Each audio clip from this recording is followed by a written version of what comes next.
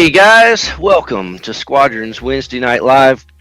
We've got a long show tonight, and we're still going to try to do it in an hour and a half, like we always like to do.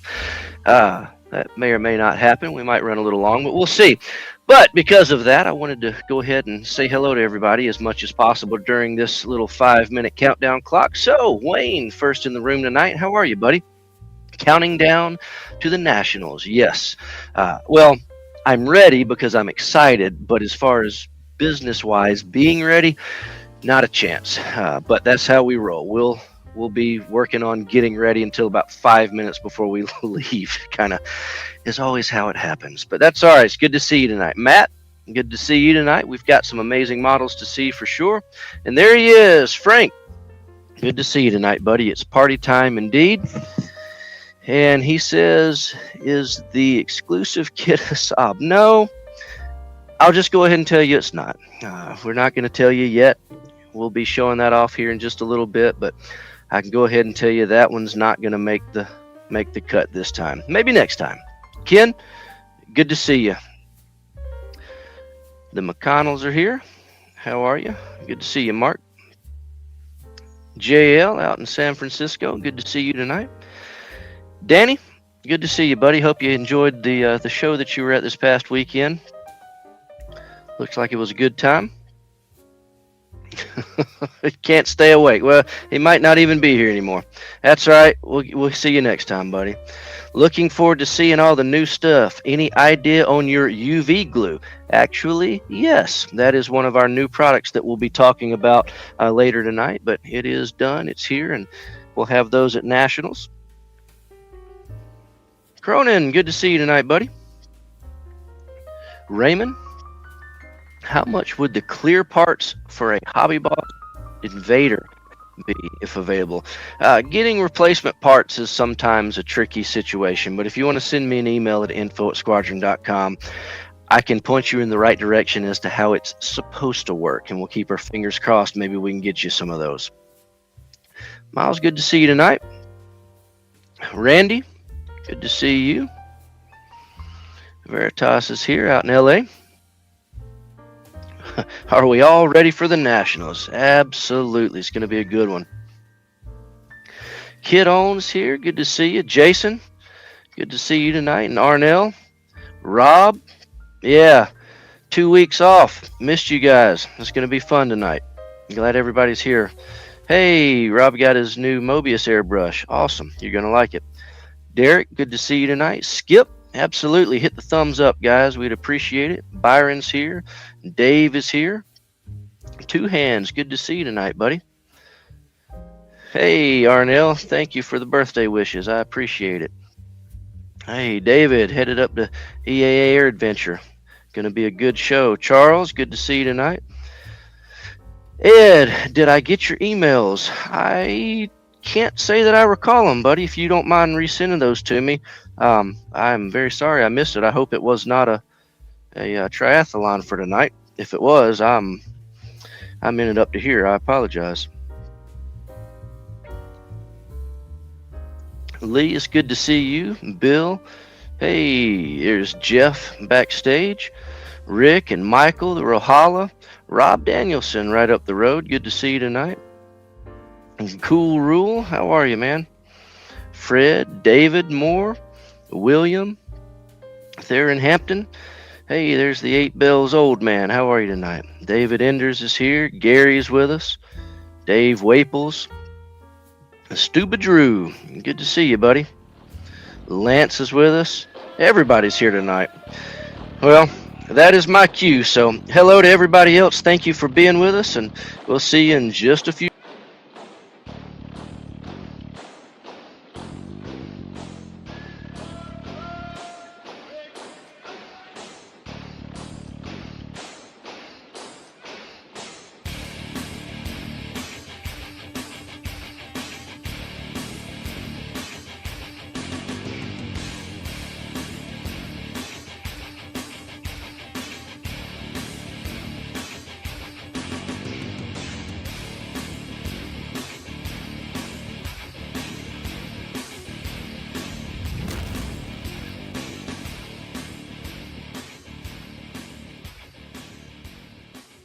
All right. So, how is everybody tonight? I appreciate you being with us.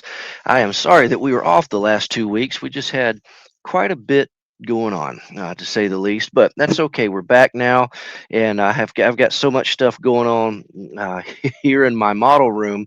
It's a mess. So I decided, hey, why not bring a couple of our display banners that we take to the shows with us and block everything off? I kind of like it, so it might stick. But let's see.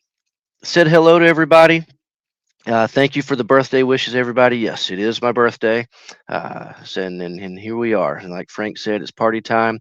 I appreciate you guys very much. So, a couple things I want to say, and we're going to get this party started because we got a lot of good triathlon stuff to look at. First of all, I want to let everybody know tonight is only going to be the triathlon show and tells. We had way more submissions than we expected. So, anybody that sent us non-triathlon submissions, just one model or two or whatever, we're going to split the show and tell for July into 2 weeks. This week, tonight, and next week. So tonight is going to be all of the triathlon entries, and next Wednesday night is going to be, I guess, what we'll call the standard show and tell entries. So we're going to have uh, back-to-back weeks for show and tell. So, and the other thing I wanted to tell you is, we've got a lot of stuff on the way all the time. We talk about this quite a bit. So we we also talk about how shipping times is just uh, a pain sometimes, and customs always, doesn't do us favors. And I've got something I want to show you this time. So our ICM shipment finally showed up. It's been delayed by customs, go figure. Finally came in, and this is just a small example of some of the stupid stuff that happens when we get kits. Look at this. This is a brand new, not inexpensive model kit.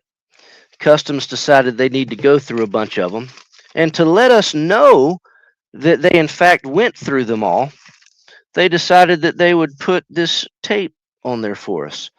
Um, yeah, I guess they don't realize that most of us, or many of us, are box art collectors. So I guess this is, I don't know, maybe it's a collector's item, I don't know. But that's just a small example of some of the crazy stuff that we get to go through from time to time.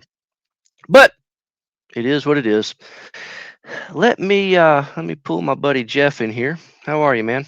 Good. I was just shaking my head at customs.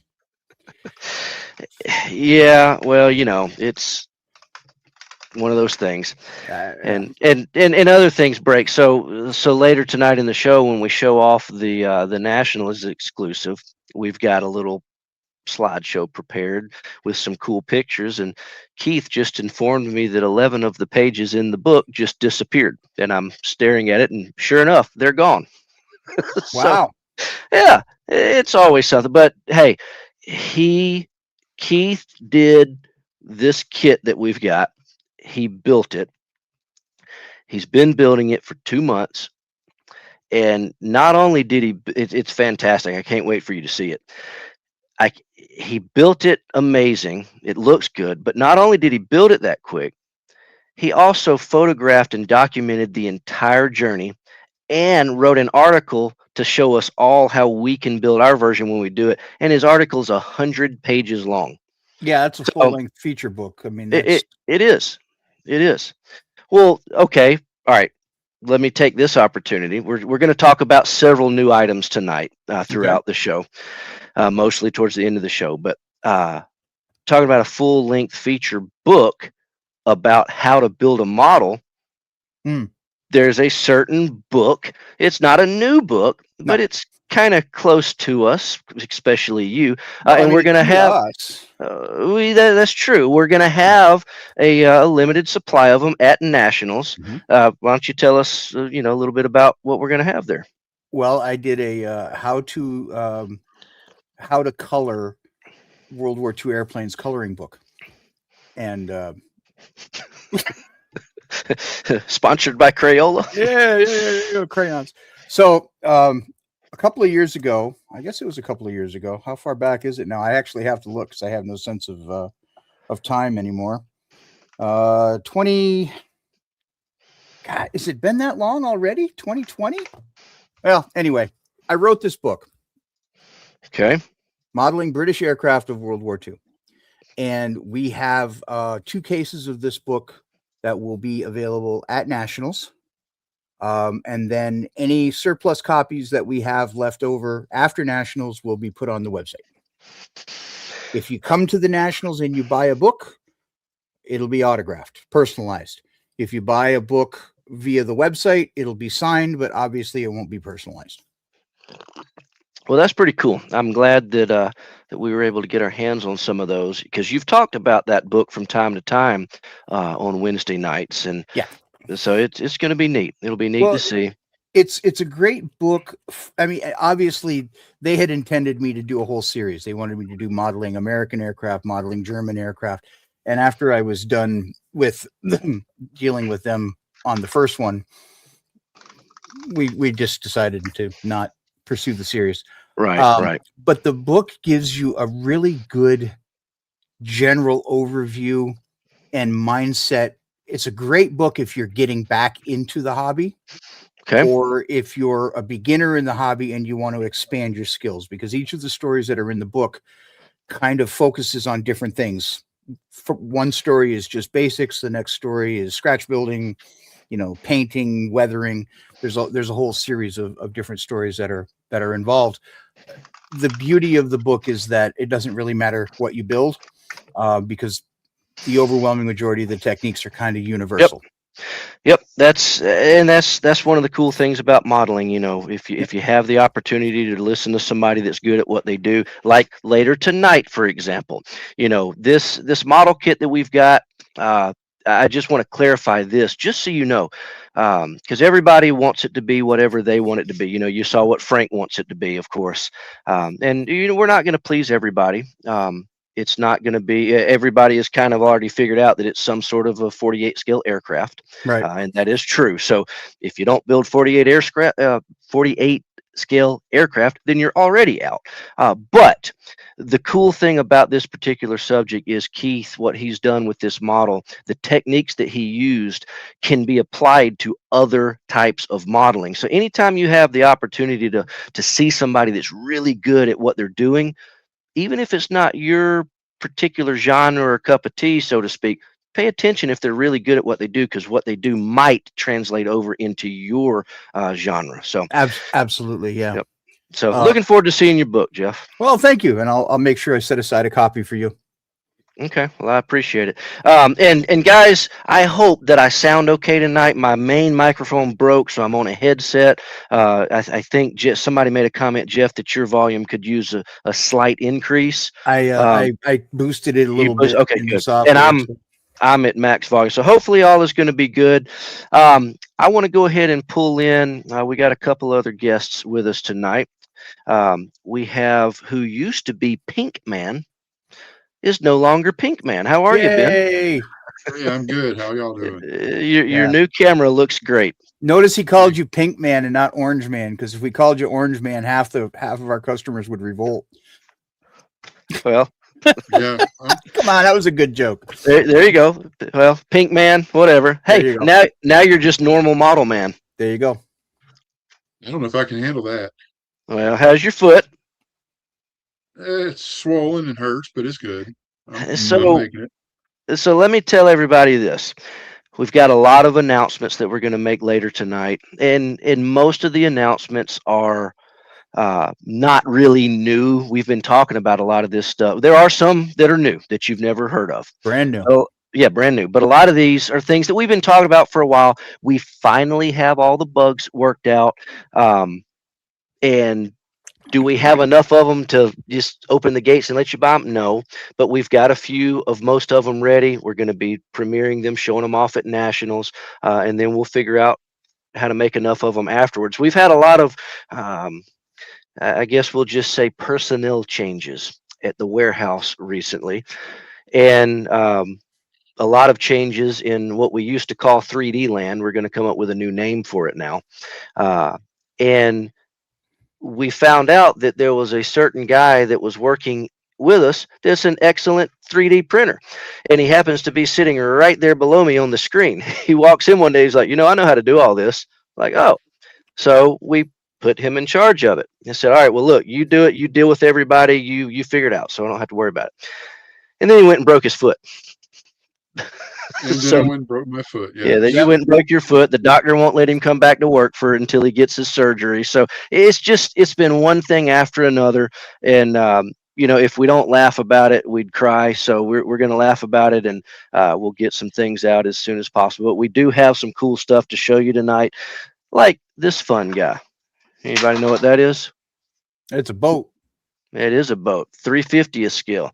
It I don't know. I guess it was made famous by Gordon Lightfoot, if you didn't know it Mhm. before then. So we've got a lot of cool stuff that's finally ready, and we'll get into that later. But Ben, glad you're joining us, and I got one other guest that's never been in here with us before. He's been in the chat room with us. You guys have seen his work in our digital catalogs. He's become a good friend of all of ours. His name is Keith, and I'd like to bring him on in. How are you, Keith? Hey, how's it going, guys? Oh, Hey. he's way too quiet. Yeah, he's purple, man. He's got all the cool neon lights going. I hope you got caffeine within arm's reach, because you're going to need it tonight, brother. I know, I'm gonna be up late. Is that better on the mic? Oh yeah, you sound good. Good. Well, we are excited to show off what you've done here in a little while, but before that, we've got a lot of nice triathlons to look at. So anybody that's joining us for the first time tonight, we've been talking about the triathlon for a couple of months now. Triathlon is we do a show and tell once a month on Wednesday night. And this particular evening is going to be the triathlon. And just like at the IPMS National Convention, they have a category, or I think they still have a category, called triathlon. And to enter this category, you've got to enter 3 models, all from 3 completely different genres. It could be a car, a tank, and a plane, or whatever. And that's what we're doing tonight. So everybody that submitted models for the show and tell has submitted 3. And they are from 3 different genres according to what they consider a genre to be. So I'm not going to turn anybody away, but this is what we have. And we're going to start right now with Robert Beck. And he's got a Revell Cylon Raider from, what's that, Battlestar Galactica? Yep. AMT Dodge Charger and the X Plus Revenge of the Creature. So there you go. Any of you guys a Battlestar fan? I've got the big Mobius kit over there Okay. with I've all seen the a couple green of the- strawberry stuff, and yeah. I've seen What's a couple that, of the Keith? Yeah. built up pretty nice with LEDs and stuff in them. Wouldn't mind Right. doing one day myself. It's some cool stuff. Those kits kind of come and go. Like Jeff said, there's a Mobius version that's not been available in a while. These Revell kits, they're nice.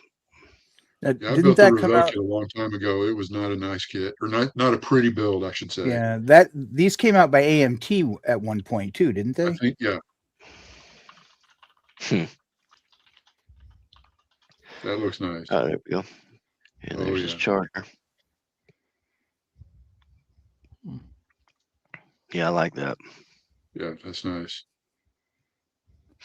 My oldest son has all of a sudden started getting into building models, and he's doing cars. He's into the newer stuff you would like, Jeff. He's building a Porsche right now.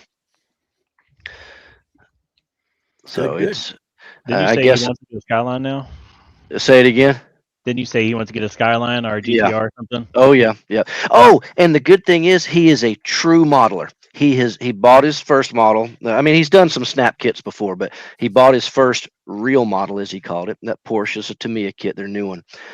And just like in true modeler fashion, he has already bought his second kit and hadn't even finished his first one. That's where it begins. Yep. I still have my second kit unbuilt in my stash. It just stares at me every time I go in there. Okay. All right, and here's his Creature. I like the We've fish. seen. Oh yeah, we've seen a lot of these built up on the show and tell over the last year. It's a popular kit. Well done. I like that. All right. Well, thank you for those. This is just going to be really neat tonight because a lot of these guys that are sending these submissions in, we see them every month or every other month in the show and tell, and usually, they build one subject. So this is cool seeing what everybody's going to be building. Like Danny, for example, he's kind of all over the place, but tonight we've got a space. I don't know, Danny. Tell us if you're still with us tonight in the chat. Tell us what this is because it didn't say in your email. I don't know if it's a Star Blazers or a, you know, Yamato Space 19, whatever it was or whatever. But it's kind of cool. Yeah, which one is that? Is that Star Blazers or one of those other things? Yeah, Space Yamato. Space Yamato. Okay. Looks kind of more like a Space Congo or Kirishima. There's a few different series that do the same sort of kind of thing, and I don't know what they are just by looking at them. I wonder if it's kit bash because those thrusters on the back sort of look like a Gundam thruster. Well, knowing Danny, there's no telling. Yeah. Danny messaged me earlier this morning, and he sent me his gratuitous barbecue pics of all of the stuff that he was doing, and he apologizes. I don't know if I'm going to be able to stay awake long enough for the show. I've got more barbecue stuff to do, and I'm like, first world problems here, There you go. Hey, I bet nobody has stayed up later the last week than Keith has trying to get ready what you guys are going to see in just a little while. Oh, I don't know. I've been burning the candle at both ends too. Well, if either one of you guys fall asleep at the mic, we'll just make sure to screen record it. Yep. Yeah, you may not hear from me this weekend. I'm probably in a coma. Yeah, I think I'm going to take the weekend off too. There you go. What did he say? This was 150 scale. Okay. Didn't he just build a 72 scale? He's working. Or is he working? Okay, he's working on it. He's working on it right now. Yeah. Gotcha. All right. There you go. Mm-hmm. Pulled pork. Of course. Outside with him grilling. Oh man. Yeah, that's got to go like above his monitor. He teases. I mean, he'll send me like these photos of these like gorgeous like football-sized chunks of brisket, and oh god, and I'm over here eating, a choke and puke burger from McDonald's. Ugh. I like that shade of pink. Terrible, just terrible. What'd you say, Keith? I like that shade of pink that he went with. Oh yeah. Yeah, the box art on this one's pretty cool. It's got that bright pink, so he kind of knocked it out. It looks good. Very cool. Very nice, Danny. Thank you for sending those in. Up next, we've got Derek, and he's done the D3, a Pteranodon, and an I-19. You see, it's just going to be a very weird mixture from everybody tonight. Falls D3. Yeah. Wow. Hey, this is let me flip over here in this fancy little catalog that we've got. This is a good opportunity to show you guys something. I like your plank runway you did. Looks good.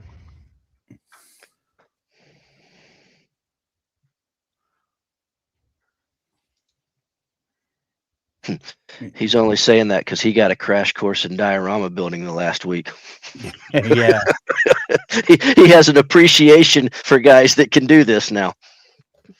All right, before we move on to the Pteranodon, I want to take the opportunity to show you guys something. Because we're going to kind of announce a few new things throughout the show tonight. So take a look at this. This is something else you guys have known is coming, but you didn't know exactly when or exactly what shades were going to be in our The Great War series of paint colors. Oh, there you go. Yep. So here you go. We got 47 different World War I paint colors. They are all ready. They're all bottled, done, and ready to sell, and they will be released on August 5th, the starting day of Nationals. And we'll have this.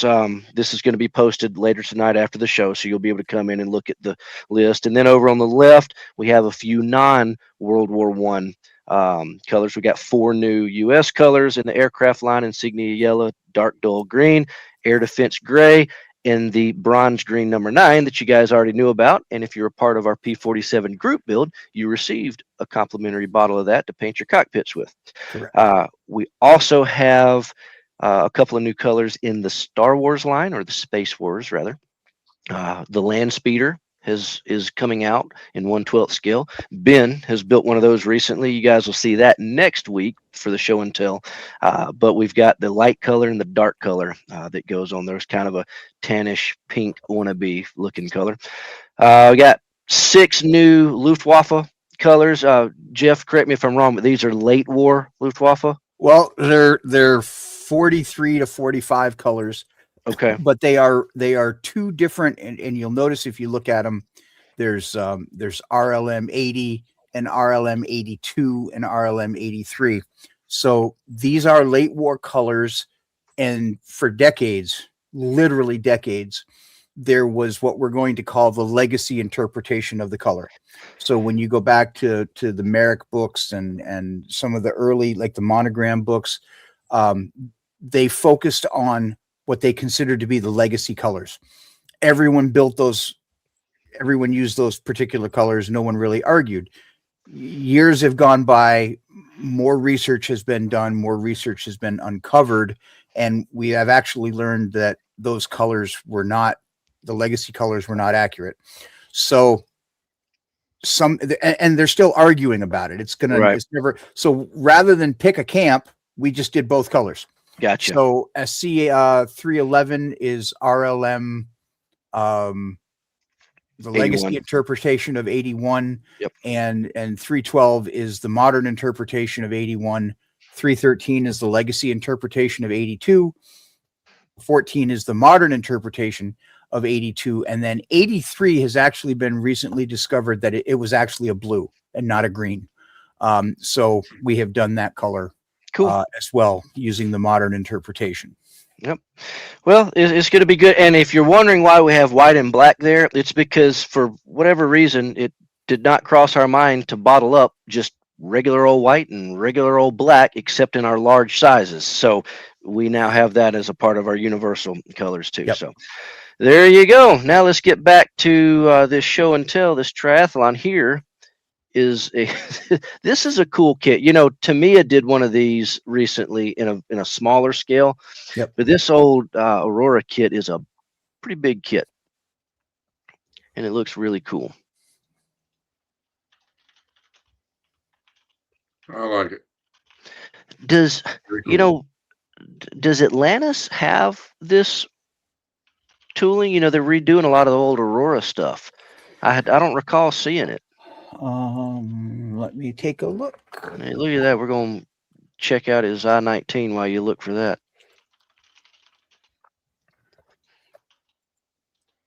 Yeah, that's cool. Nice. I've got to build an I-19 sometime. I built a 700 scale one years ago, but I'd like to do a bigger one. We've got a. You remember when they are doing it? They're doing, yeah. They did the. Oh, wait a minute now. I like how a lot of these Japanese subs always have these scout planes on them. Yeah, I think that's pretty neat.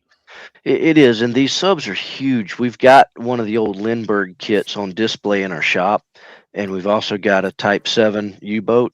And a lot of time, you know, sometimes people come in the shop and they see them and they don't realize that they're both 72 scale. They think the Lindbergh kit's like some larger scale because it's so much bigger.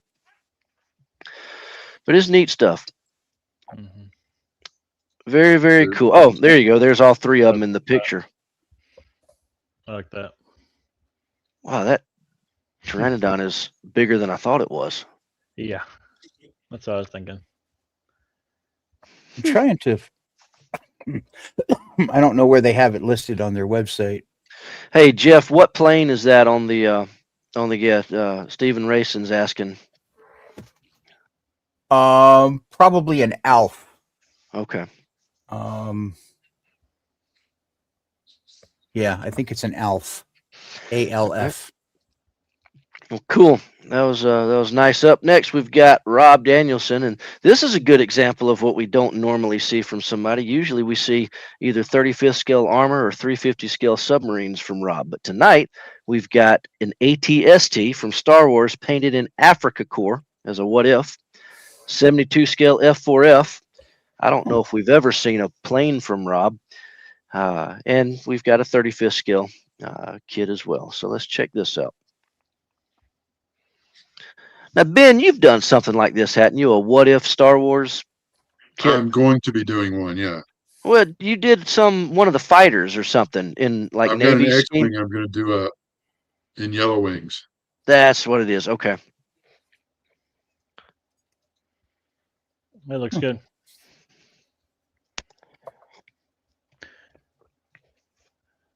Did you put the little figurine in there? Did you paint him like he was like in the Third Reich or something? I've seen this in person. I don't think there's a figure in it. Tell us, Rob, in the chat if you got a figure in there, and if not, I guess you need one. Yeah, the kit comes with a figure, but it's a very Star Wars looking figure, so you have to modify it if you want it to look different. Turn him into a German. Well, what scale is it? Is it 48 scale? I believe so, yeah. Yeah. Find you a German. Okay, so it's not an ALF. It's a who is it I think built it's by? Glenn. Nakajima EY14, Yokosuka E14Y. It's specifically as a submarine launched float plane. They only made 126 of them. Nice. I don't know that it ever got a code name, an allied code name. So, Rob, do you build? Is this your first plane? And Ben, maybe you and him build together. He doesn't do planes much, does he? He's getting more into him, but I think Okay. this was one of the first ones. Well, I mean, it looks great, and this is Yeah. a good example of what I was talking about earlier.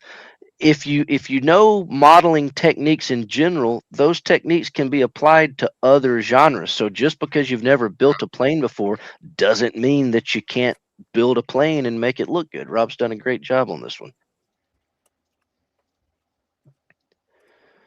Yeah, Rob said one of the first. Okay. Well, good job on it. Oh. Thanks to Dave Enders, it actually does have an allied name. It's called Glenn. Yeah, I think Ben just said that. Yep. All right. How do you say this guy? Jeff, you're my German pronunciator. Aufklärungspanzer. Aufklärungspanzer. All right. Well, yeah, 38T. Yeah, 35th scale Dragon kit. There you go. This is cool. Some of those open tops are really neat.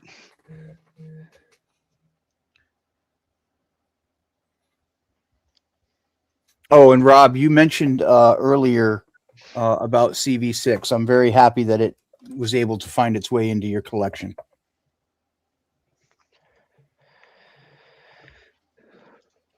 Oh, that was it on that one. Okay. Well, good job, Rob, on these. And and Rob told me earlier before the show starts, he's got a couple of friends from overseas tuning in tonight. So to Rob's friends on the other side of the world, thank you for joining us. I appreciate you being here. Hope you have a good time hanging out with us tonight. I hope they're not German, and I just, absolutely murdered that Alf Club. Well, if they are, they're laughing at you. So. Oh yeah, well that wouldn't be the first time. Oh goodness! All right, up next we've got Chris Lawrence, and he's got a cool P-47 that you guys will see at Nationals in the Tiger Meet. And this one is he calls it a fantasy or a tribute plane. It's not real, historically speaking, but it's a tribute to the Red Tails, and specifically to his nephew, who passed away recently, who was a firefighter. So the tail number on this plane is his nephew's badge number. He's also done a 34 Slammer and one of these new Blokey's snap kits of a transformer. So let's check this out. And this thing, he brought it, he's one of our locals. He brought it up to the shop. Kind because it's going to ride the nationals in our truck. This thing is shiny. I mean, like mirror shiny. It's crazy how shiny he got this thing. But he mostly builds car models. So for some reason, car model guys have this tendency to be able to make things really, really Yes, they do. shiny. I always love the red on the cowling on the P47 like that. Yeah. Yeah. Yeah, you've built a few jugs, hadn't you, Keith?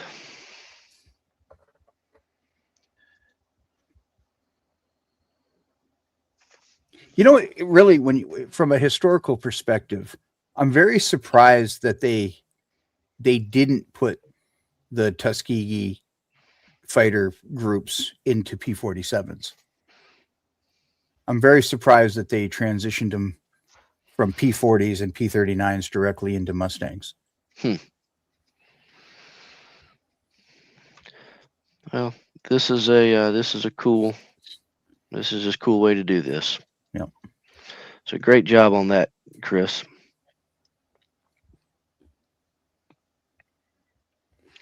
Very, very cool. And here's his slammer. Yeah, talking about guys sending things in tonight that's not their normal. This is Chris's normal. He's a big car builder. Yeah. Looks good. When I was a kid, my parents used to take us every Saturday night to a small dirt track in upstate New York, and we used to watch these cars run. Mm. They used the old 30s chassis, or the old 30s bodies. Right.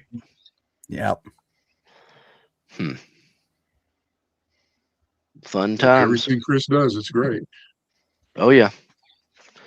Now, everything in the show tonight is really nice. Just as I was laying it out, seeing everything, I'm like, wow. And like I said, the variety from the guys that we normally see one type of subject from is just very interesting. And this is that Transformers kit that he was talking about. It's a snap kit. Paul, no, I'm talking way, way upstate, a little town called Fort Covington. It's right on the Canadian border. Literally, they have a border crossing in that town. And there was a dirt track there. Used to be there for, it was probably there for 50 years. Long gone now. It's a industrial park now. All right, up next we got Pat. He's done a DR1, and this is a one that we don't see often, an Artisania Latina wood model of a San Francisco and a USS Enterprise, the NX-1.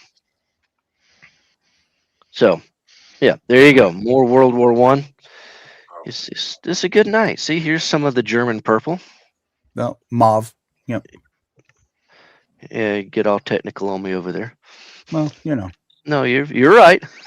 Well, the cool thing is, so as Crystal is making all the paint, she'll have our daughter with her sometimes, Journey, and she'll be in there. Journey just loves all the World War One colors because of all the shades of purple and just all these what she calls pretty colors. This is awesome. I've got to build something like this sometime. Jeff, didn't you say that we've got some World War One aircraft that's going to be on display in our booth at the show? Absolutely. So in as a support to all these new World War One colors, and I've got to reach out and give him a big thank you. Stuart Malone who's one of our regular guys at all of the bigger shows.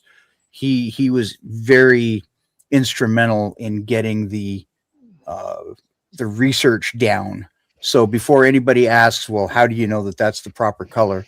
Well, Stuart is a hardcore World War One modeler, and so he and I teamed up and basically went through all of the original Windsock data files, going all the way back and over the front magazines and whatnot.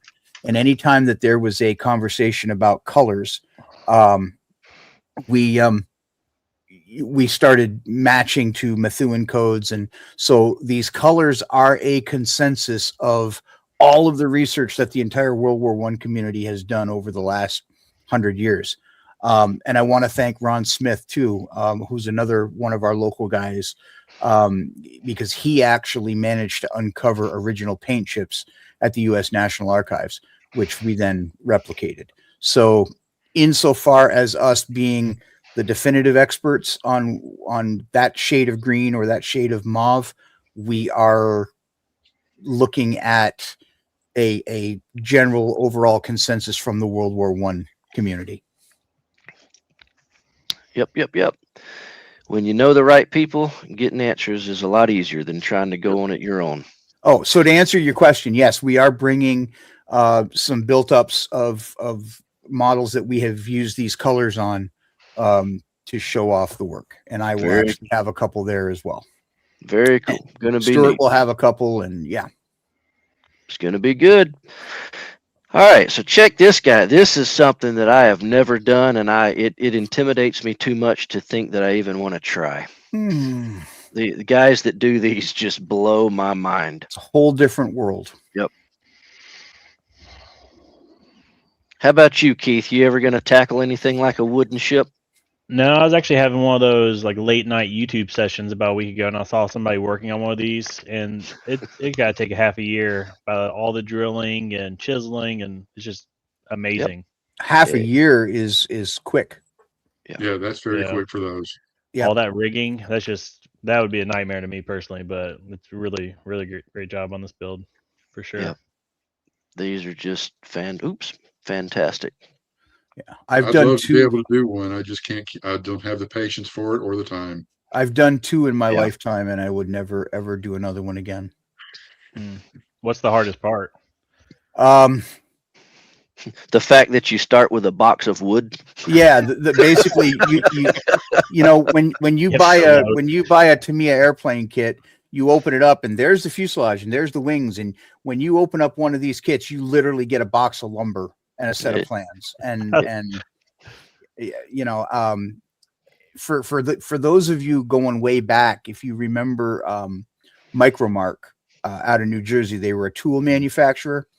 There was a model that was on the cover of their catalogs forever and ever and ever of the Cuddy Sark. That was my model.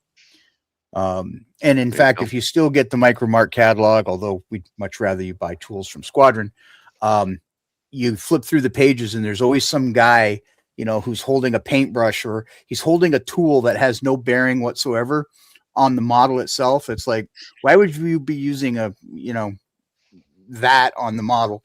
But they always use the models for staging for people holding the tools and stuff like that. So I got you. 2 hands. Yes, we do have the colors for SPAD 13. Hey, look, he's got a model railroad hobby too. Look at that. Yeah. You got to do your layout and then have the Starship Enterprise coming in for a landing. Yeah. Oh yeah. There you go. Very cool. And then it was one of you guys were talking earlier about lighting up the Battlestar Galactica. Well, check this out. Oh, there you go. Nice. Very cool. The green shining down is really cool. Oh yeah, I just love this picture. Here, let's do it full screen. Look at that. It's just super cool looking. Stephen Cole brought up a good point, though. You know what? If I was to do, I would love to do another large sailing ship, but if I did, it would be one of the Revell kits in plastic. Constitution, Cuddy Sark, Thermopylae. You know, one of the large Victory. They did Airfix does some as well as Heller. Gotcha. All right, we are not quite halfway through the triathlon tonight, so we got a lot more good things to look at. So let's see what Lance has got for us. He's got a 350th LST, 48 scale F4, and a 35th scale deuce and a half. And remember, all of Lance's kits are signed. He's got his LST signed by a crew member from Normandy. The F4 is signed by Bob Pardo, and the deuce and a half is signed by Ben Barry of the Red Ball Express, who Lance said in his email is still alive at over 100 years old. So check this out. Very cool.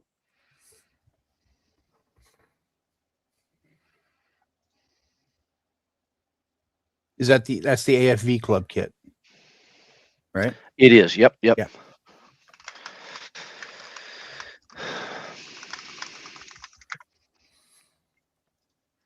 There you go. Very cool. And he sent me an email after the last show when we were talking about, hey, are you ever going to run out of signed models? He's got hundreds of them that are done and signed by people. So I don't think he's going to run out anytime soon. I think I remember seeing his work before, right? He's been on a few other show and tells. Yeah, he has, and he's usually here every month, and he's always got 3 signed models by pilots or crew members or squadrons or whatever, and it's amazing. And his models are good too. It's not like he's just got something signed. He's got a good model, and it's signed by somebody that has some connection to whatever the model is. Yep. Yeah. Well, that was a conversation. That was a conversation I think that you and I were having, or maybe Keith and I were having, that, one of the reasons that we do this that makes it special is that you have some sort of an attachment to what it is you're building. Right. Whether it's the person, or it's a family member of the person, or the guy was from your hometown, or you drove one or you flew one. So it's I guess it just gives it more meaning. It's just makes it more significant. It makes it more special. Oh yeah. Oh, he's got that one loaded down. Nice. Oh, he signed it in the bed. Cool. There's all 3 of those. Yeah. Of course he could come up with a triathlon for signed models. Yeah. All right. Well, cool. Thank you for those. Matt is up next with a hey, Jeff 32 scale. Yeah, there you go. We're gonna just have to wait and see. I don't know what I was typing there. 32 Spitfire and a 32 Roadster. I don't know. An Aoshima Back to the Future diorama, and a Ecto 1 built out of a Russian K-4386. Oh. Okay, so it is 32 scale, but it wasn't what you were expecting, was it, Jeff? Now I remember. That's why it says Spitfire /32 Roadster Kit Bash. I was a little. You got me. Yeah, there you go. Well, this is cool. So what is he? Oh, okay, I see. This is this. You got to figure in a straight line. That thing probably goes like a bat out of hell. Oh man. Yeah, I'd say so. That's cool. Even got the props on the front still, sort of. Well, that's to cool the engine. Ah. Yeah. Cool. And it probably provides a certain amount of thrust as well, but. And it might be to chop up what's ever in the way too. This is true. All right, well, that's cool. Got Mickey Thompson drag slicks on the back. Yeah. Charles says that's sure to get pulled over for speeding. Nah, there ain't a cop car in the world that's going to catch him. Nice. Well, that's cool. Cool and unexpected. Yep. And so this is what a Back to the Future diorama barn looks like.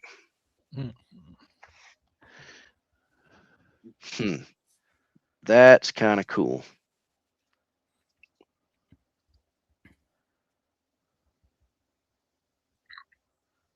This has got to all be scratch built. Well, not the car, but look at that. That's neat.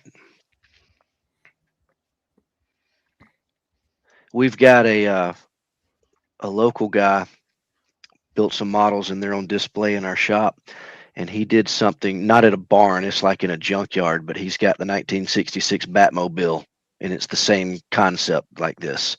Yeah. So this is cool. I'd love to see this in person. We had a guy in our town here who had a DeLorean for years and years and years, and everybody kept asking him, when are you gonna put a flux capacitor in it and everything else.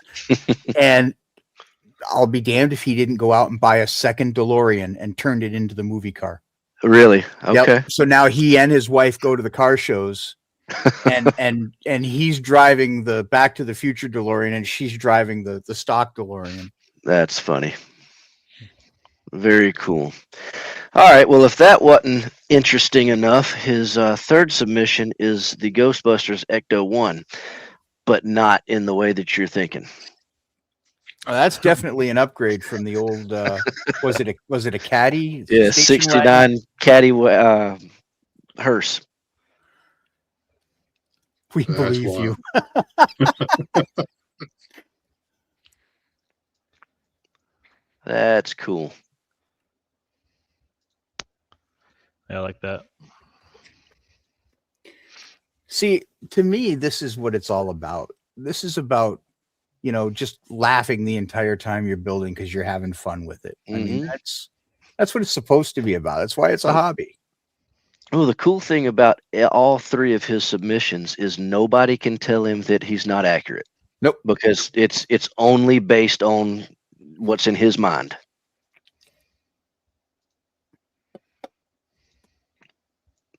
Very, very cool. I think we need to make that a class at Mollicon next year. What's that? Or stuff like that. Okay. Yeah. Things that aren't quite right. Yep. Hey, Tom would love that. Yeah. That's cool. All right. Very neat. All right. Well, up next we got David. He's got the Hasegawa Voyager, which is that space thing. AFE Club Knox class frigate, isn't it, Jeff? Frigate. AMT 34 tow truck. So let's check this stuff out. Oh, we've only got the one picture of this. That's right. Yeah, there we go. Love the Christmas trees in the back of the truck. Mm-hmm.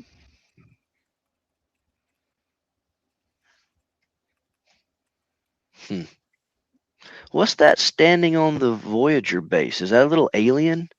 Yeah, looks like an alien. Nice. All right. Very cool. Up next, we've got James. He's got an F-15 converted to a IF F-15I. He's done here you go, Jeff, a 1/12 scale model factory hero car. Oh, nice. Yeah, MP4. MP4-4. Yep, in 350th scale USS Wasp from Gallery with all the Pontos goodies on it. Well, that looks good. Oh, yeah, that's right up your alley, Keith. Mm-hmm. I like the exhaust nozzles. They're good. Oh, yeah. No, Keith, if you guys follow along with Keith's Green Creations with a K, with greens with a Z at the end of it, actually, over on Instagram or Facebook or wherever, and you see him in our monthly catalogs or bi-monthly or however often we get to do them, he's a big modern jet guy. That's kind of what he builds. So this kind of stuff gets him excited. Have you built any of these, Keith? Any of this? I know you've built F-15s. Have you done any of these schemes, the IAF stuff? No, I've not. I've got a few pretty cool, like, of the drone hunter schemes to do, which was sort of like in the same combat area. But yeah, I think all of them are so cool. I've got an Israeli F-16 with the saddle tanks on the back that I wanted the big Academy kit. I want to do that up in Israeli colors. But I did find a really, really cool because apparently, like, the Poles and the Czechs also flew those tanks, those conformal tanks, and they have some really cool paint schemes. So I was kind of trying to decide. There you go. Well, there you go. This will make you happy. MP4. Yeah, what a beautiful car. Well, that car looks awesome. Anytime I see these cars at a show, I just can't help but to stop and just stare down to the engine. Yep. Wow, that's really well done. Yeah, and he nailed the colors too. The McLaren orange is perfect. Mm-hmm. Hmm.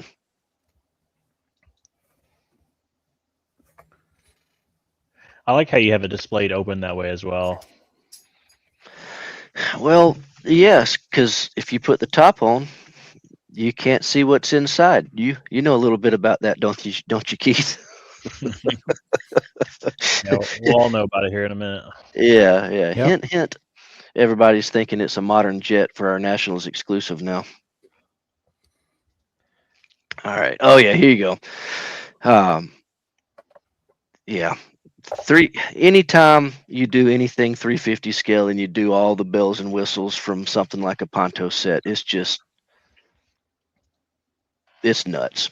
And aircraft carriers or assault ships, whatever, anything with aircraft and vehicles included, it's like you have several models all in one, because you get the aircraft carrier done and you're like, yay, I'm done, and then you end up spending more time building all the planes and boats and things than you did on the ship.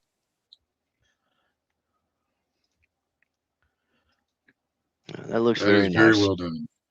Are they Charles, starting to make I'll take a look at the kinetic, but I only do 30-second scale, so I Are they don't starting to make have a lot many of these choices. little airplanes and stuff 3D printed now? Yep. Yeah, there's a lot of that stuff that is, I'm sure but that really helps. it can. There's just so many different ways of doing it. I mean, you can build these things out of the box. Chances are, and I don't know, he says he used the Ponto set, so you got to figure all of his props and rotors and everything are probably photo etch. Yep. But The thing with a project of this scope is that you can do too much to it, and it kind of gets lost in the wash. Mhm.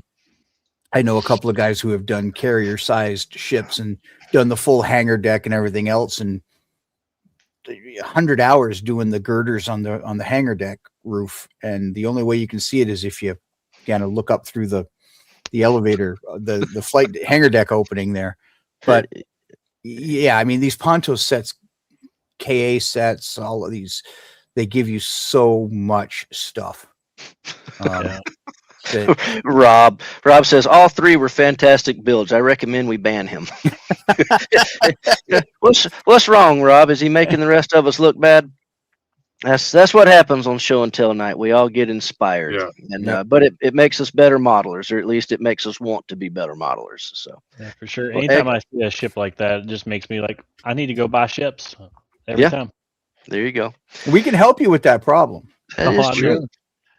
All right, up next we got Michael. He's done a 35th scale Tamiya M113 and an ambulance version, 72 scale Airfix and testers kits together on the same display base, a VAL and a SBD, 600 scale USS Guadalcanal.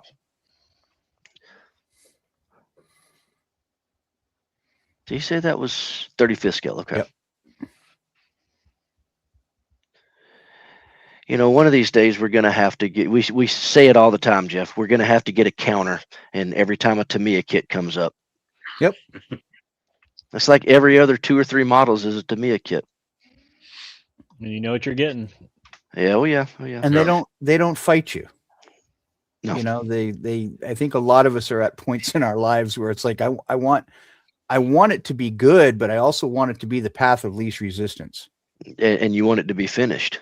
Yeah. And Tamiya they fulfill those requirements.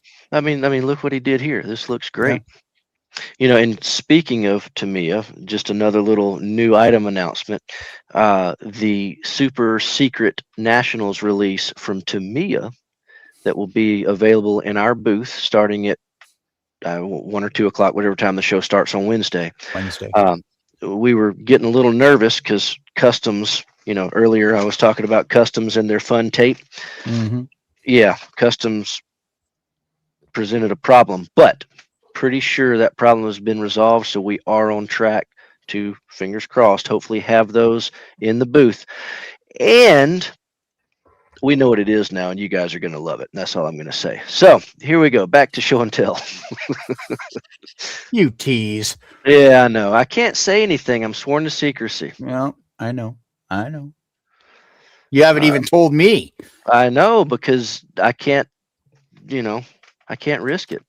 You'd get too excited. You're going to have like 3. Probably.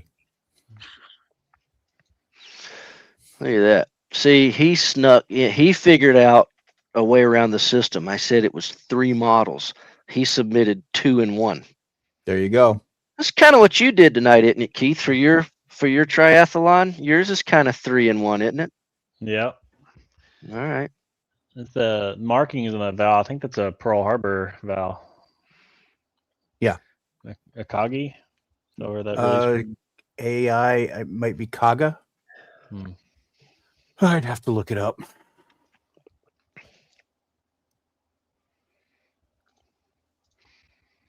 Yeah, these dive bombers are some of my favorite planes from World War II. They look good. Yeah. 600 scale. Yep. There's an LHA with nothing on the deck. Yep. That's how I would probably build it, because I would get the ship done, and then I would give up on trying to get the planes done. That's the why aircraft. you do the planes first. Last year I built that Midway, and that's actually what I did, because I knew that I had to get it done because it was for somebody. Mhm. And I knew that if I built the carrier first, then I would be burnt out by the time I got done, and I wouldn't want to do the plane. So I actually did that. So that's a very good idea, Jeff, actually. I have done that. And the reason is that, the beauty of building an air group is that most of the time the aircraft are all the same color, and you've got a specific number of parts. You've got a prop and you got landing gear, and it's almost like an appetizer for the kit, for the ship itself. And then when you do get the air group finished, your motivation is, now I got to finish the ship so I can take all of these wonderful airplanes and put them on it. Yep.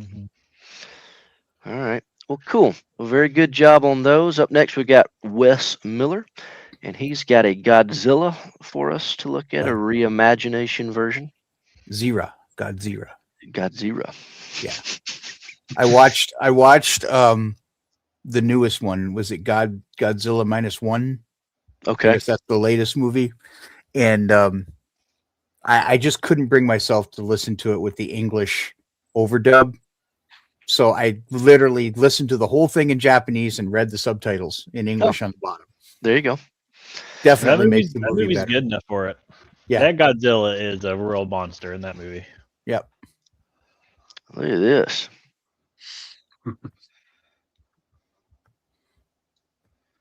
This is a big, we talk about Wonderfest all the time. There's a big, is it kaiju community at Wonderfest. Yep. A lot of guys love building this kind of stuff. Godzilla, and I know Godzilla, and I probably would recognize the name of a couple of the other monsters in the series, but there's so many monsters in that whole universe, and it's really, really neat seeing models of them built.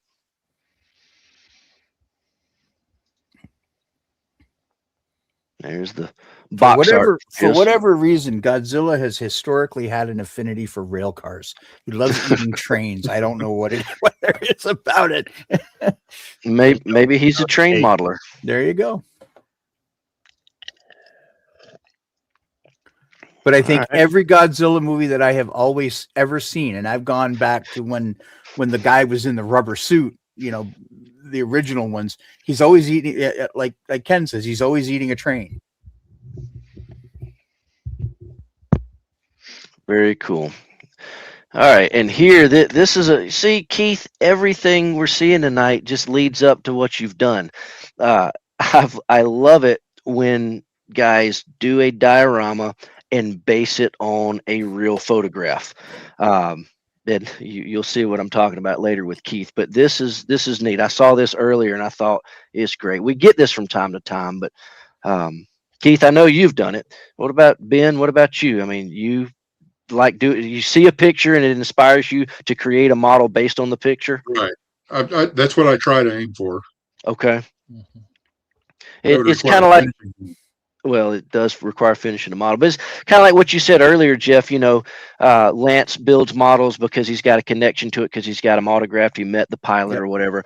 This is another way to have a connection to your model. You've got a photograph. Maybe this is just a random photograph that he liked. Maybe that's his uncle or another family member. You just never know. But building a model based on a photograph just really brings it to life. And In a very cool way. sometimes a simple photograph just tells a really good story. Yeah. Whether there's a connection to it, or not, you look at the photo and you go, wow, that's a really cool photo.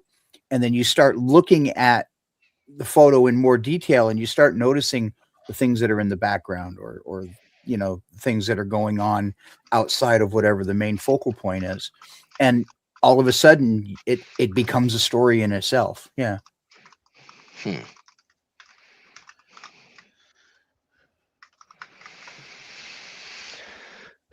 That's well done. I like that. Yeah, I like it's the just notes in his neat. hand. Oh yeah. Oh, I didn't notice that. Yeah, he's got a map, doesn't he? Yep.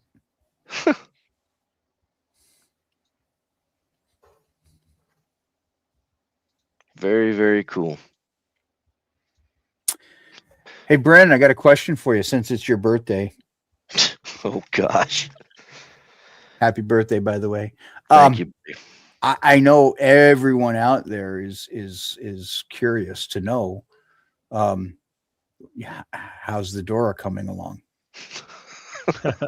Because I noticed that, you got the old same T-shirt that I have. I went to Mount Rushmore and all I got was this stupid T-shirt. And so tell us about your. Yeah, so we have new products that we're announcing. So this is my favorite shirt now, and since I can't finish the Dora, and maybe some of you guys want the model kit, but it says I wanted the kit but settled for this shirt. There you go. There you go. So I at least have the kit, but I can't finish it. So I'm just gonna wear the T-shirt. There you go. Now, how is that for a segue? For a split second, they all thought that I was going to put the finished Dora up on the screen in the next slide. Yep, because that would have been your ultimate triathlon. I know it. That model kit is a triathlon in and of itself. Yeah. You got train, you got gun, you got figures, you got the shirt. Oh gosh. Well, Jeff, you've built one of these, hadn't you? That is a Kawasaki Key 61 Tony. Nice.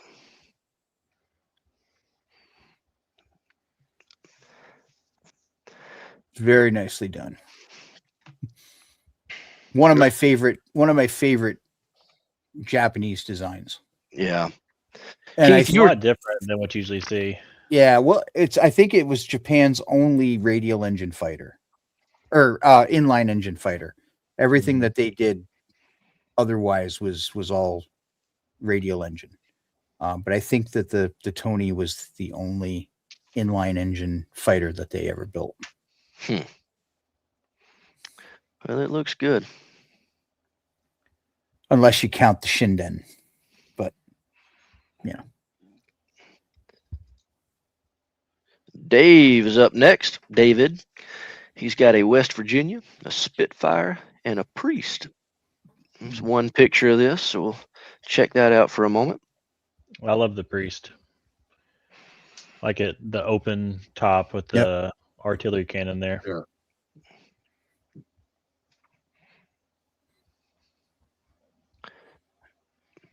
And do you know why they called it the Priest? Why is that? So if you look to the right of the gun, you'll see the 50 caliber machine gun ring, the mount. They call that the pulpit. Yep. And that's how the Priest got its name, because of the pulpit. Oh, cool. I think I've seen some without that mount on there. I guess they took them off over time, just in the way. It's really Very cool. Jason, yes, the Sirion, but that wasn't a fighter plane. Very nice, I David. just randomly answer questions in chat, so it's like, That's all right. what's he talking about now? I don't know. Well, Something in chat.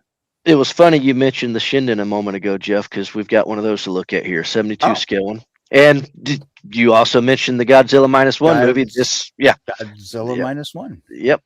And he's also done the Yukikaze that was in the movie in 700 scale, and a 72 scale Panzer that appears in episodes 1, 3, and 4 of Girls in Panzer, which is a Japanese anime.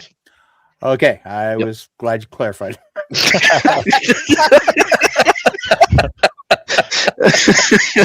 It is a Japanese anime, Yeah. and there's a whole series of model kits from that, featuring anime girls and tanks. So there you go. Very cool. All right, let's check this thing out. These are just very, very cool planes to me. Yeah. But you know me, I like all the weird stuff.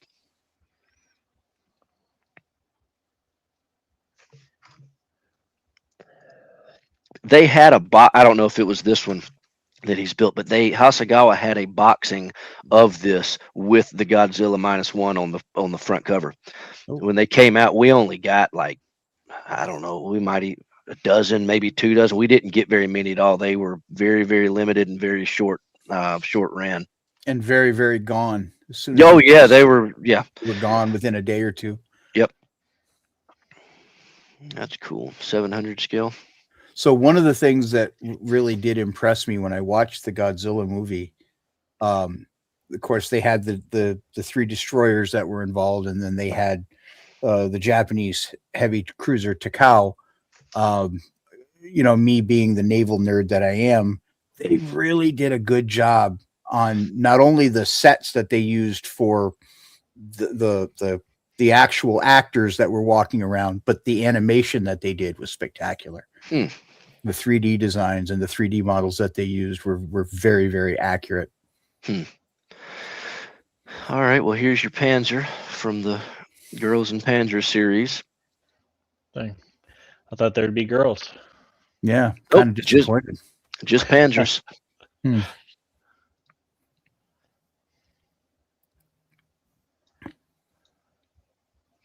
Very cool. That is tiny. I'm just looking at that grass tuft. That little guy is tiny. Mm-hmm. Very cool. Well, maybe it's just tall grass. That's true. Well, I guess it's not as tiny as I thought now that I see it sitting next to the Yukikaze. But all right, well, cool. Very neat on those. Up next, we got Jim Krause. We got all 3 Krauses again tonight. Now this is an eclectic triathlon build because I mean, none of these are even remotely close to mainstream. Yeah, fantastic.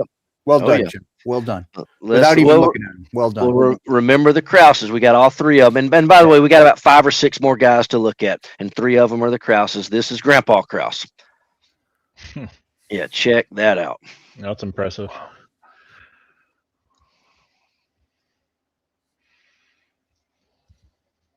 Oh, just one of each, I guess. Okay.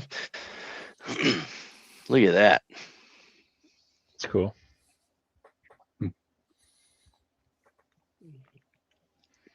I guess by definition, that is horsepower. What, 20 horsepower? Mm-hmm. That's neat. I like it.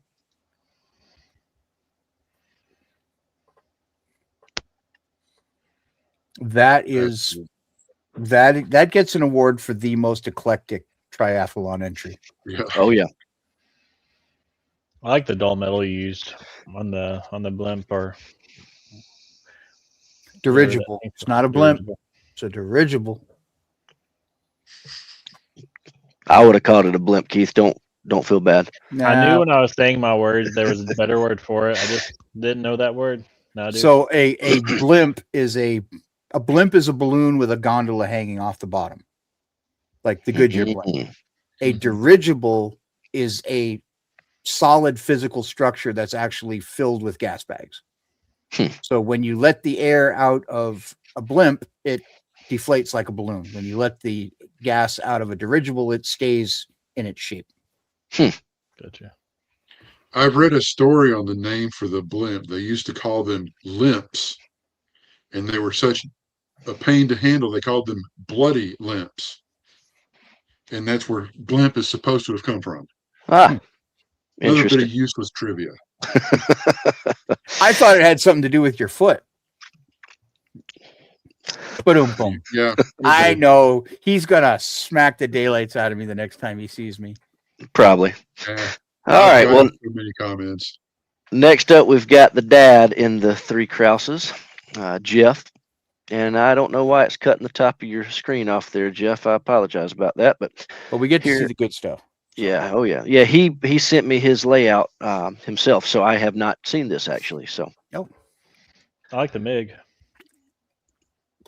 That is the one airplane mini that I craft. wish somebody would do this in 30-second scale.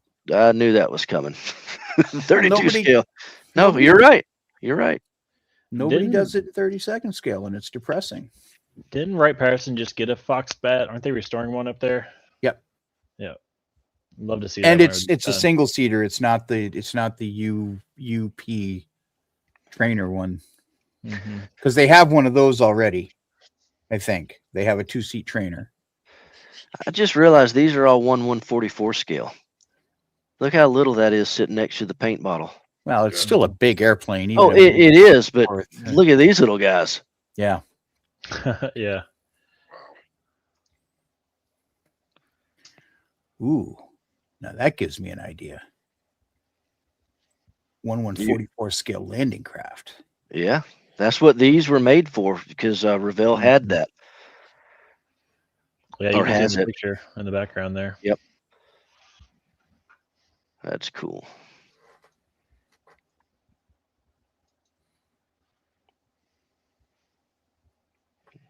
There The you General go. Grant. I like it. That's nice. Everyone south of the Mason-Dixon line is having convulsions right now.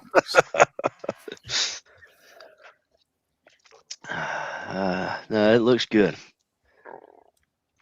Extreme Star Spangled Blue rattle can. I still don't know how you guys get such good paint jobs out of a rattle can. I think they're hard to control, so definitely hats off to anybody that can do it. Oh yeah. Yeah. No, some of these guys they heat them up, and I'd be worried I'd blow it up. Well, I mean, you don't put it in a microwave or hit it with a blowtorch. You just put it in a pan of warm water. I mean, you're not making hand grenades here. You're just warming up the paint. Tell your wife and kids get out of the house for the day. I got to warm up my Yep. paint. Boom. Very, very cool.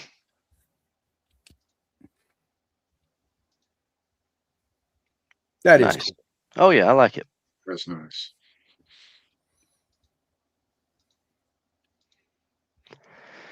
All right, good deal. And here's the son in the three generations doing 76 scale half track thing. He forgot the kit and brand, and he's also done a Grogu from Bandai, and I don't know what his third one is because it looks like I messed up the typing there. If it's 76 scale, it's more than likely Airfix, Okay, that is true.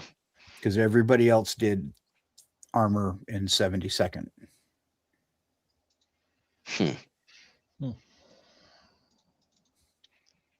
It looks good, nice and full in the back.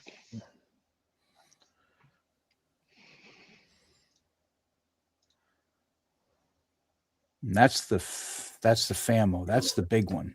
Yeah. Yep. Yeah, I want to do one of these, pulling something and load it down with figures, but I don't know if you guys have ever seen a FAMO in real life, but the strange thing about German half tracks is they all kind of look the same, but they're scaled differently. Yeah. And the first time I saw a FAMO, I'm used to seeing half tracks that, it's like climbing into a pickup truck. Climbing into a FAMO is like crawling into a semi. They are just wow. absolutely monstrosities. It looks like the same thing, but blown up proportionally, right? Yeah, it just Yep. Shoki. Yeah, I'm assuming this is a small scale too. Matt, I'm sorry I didn't have the intro correct on that, but let us know which kit this is in the chat, or what brand or scale or whatever. 1/144th. It could be Platts. It could be He says it's Academy. Mini Craft. Yeah, Academy 1/144 Mini Craft. Academy Mini Craft. Yeah. Oh yeah, that's right. Academy bought up all the Mini Craft tools. Yep. Jason, that was a FAMO as well that they used in Dirty Dozen. Yeah, big truck. Oh wow, that's a little plane. Yeah, That's tiny. Yeah, I mean, where's that bottle of paint? Yeah, there you go. That's how big that bottle of paint is. Look at that little plane sitting next to it. You know, the beauty of 1/144 scale is you could build 100 models and put them in a shoebox. I mean, you know, you go to the Nationals and you say, I'm bringing my aircraft collection. How many tables do you need? I need a dinner plate, you know, Yeah. I'm putting 50 aircraft in the same space as 1/32 scale plane. So this Bandai kit comes with 2 Grogus. Eating a frog. Yep. It comes with the large one and a small one. The first time I saw that on the show, I had to burst out laughing because we had a Labrador Retriever puppy, and my wife, who is, you know, she doesn't get her hands dirty, whatever. Labrador comes around the corner and has a frog sticking out of his mouth, just like Grogu does. And there goes my wife grabbing the frog and pulling the frog out of the dog's mouth. Oh god. So whenever I see that, I have flashbacks to the puppy. He's been gone for years, but it's still hilarious. All right, well, Matt, that looked good, and we have one more until we get to our announcement for the night. Wow. So we're making good time here. I told you I was shooting for an hour and a half like normal, and so we got that extra 30-minute window built in. But yeah, we're getting pretty decent at this, Jeff. We've been doing it for 2 or 3 years now. I mean, it could be done in half the time if I just shut up, you know. Well, I wasn't going to say that, but now that you bring it up, it is a good. I'm messing with you. All right, so Robert is up next. He's got a Cosmic Scale Models Blake's System Chase ship. I am not familiar with what that is, but I'm looking forward to seeing it. 72 scale Ming F102A, done up in Connecticut Air National Guard markings, and a DeLorean. We get 2 DeLoreans tonight. DeLorean Toon Car, 3D printed by Iceman Collections. There we go. Okay. Blake 7 system. That's cool. Look at that. That's different. Yeah, this I was going to say. I saw this model in person. It was he came to the booth. This was at Wonderfest. Okay. Yep. Well, look close. What is that? Is it Aztec? Is that the correct term? The painting where it's like a bunch of different shades of gray. I think he's got different shades of gray painted on it, like in that Aztec block pattern or what. I don't know if that's the correct term, but. Yeah, look close. It's not just one shade of gray. It's like more than one, 2 or 3. I don't know. Maybe we'll get a close up in a second.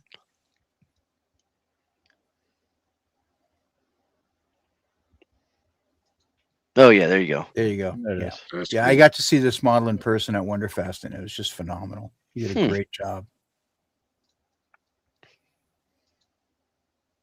Yeah, that's neat.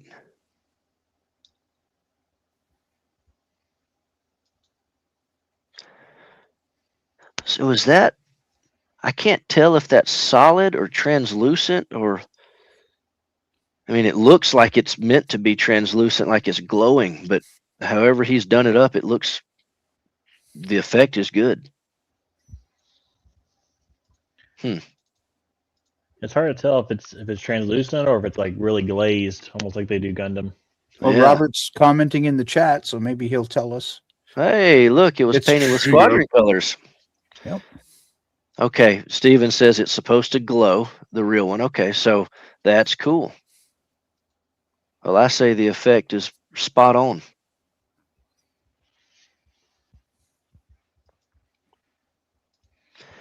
All right. And next up, he's Very got cool. his Tune Car DeLorean. I'm really digging these tune models. Oh yeah. They've tuned everything, Oh yeah. cars and armor pieces and aircraft, and it started with the egg planes way I was back. gonna say, did it start with egg planes? Yeah. Well, it's just fun, you know. It's a relatively Yeah. quick build, just something different and fun. Yep. It's what it's supposed to be about, isn't it? Mm-hmm.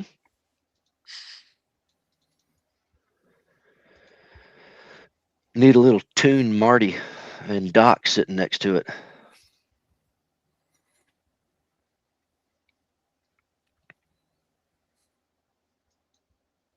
Or actually, what would be better is you're talking about your buddy that had to go get a second DeLorean. So you Yeah. need two. You need the stock one and you need the Yep. time machine one. Okay. What scale did it say that was?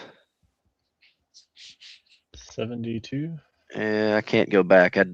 We moved on to a different set of slides and I removed the other one. I love the 102. Yeah. Such pretty airplanes. Mhm. Both of them, the 102 and the 106. Yeah. Again, nobody does these aircraft in 30-second scale. Hey, Squadron has the paint for it now, right? Air Defense Command Gray. Mm-hmm. Yeah, so ADC Gray is now out. So all you guys who have been messaging me and emailing me saying, when are you going to do ADC Gray? It's done. Leave me alone. 2 weeks. It's out in 2 weeks. Well, I shouldn't say He said- leave me alone, but you guys get to stop pestering me about Air Defense Command Gray. And start pestering him about the next color that you want. Yeah, this is Said, true. 148. Okay. Yeah, this is That looks nice. good. That's nice. I like it. He's got it sitting in front of a nice blue backdrop. Just a nice, nice shot. I love the air brakes on both the 102 and the 106. So they open up and he's like red on the inside with the way that looks. All right. Well, cool. Well, that is going to finish up our triathlon portion of tonight, which means we get to talk about new stuff now. Before we talk about the big new one, let's see. I want to show you a couple of things we talked about earlier, the UV glue.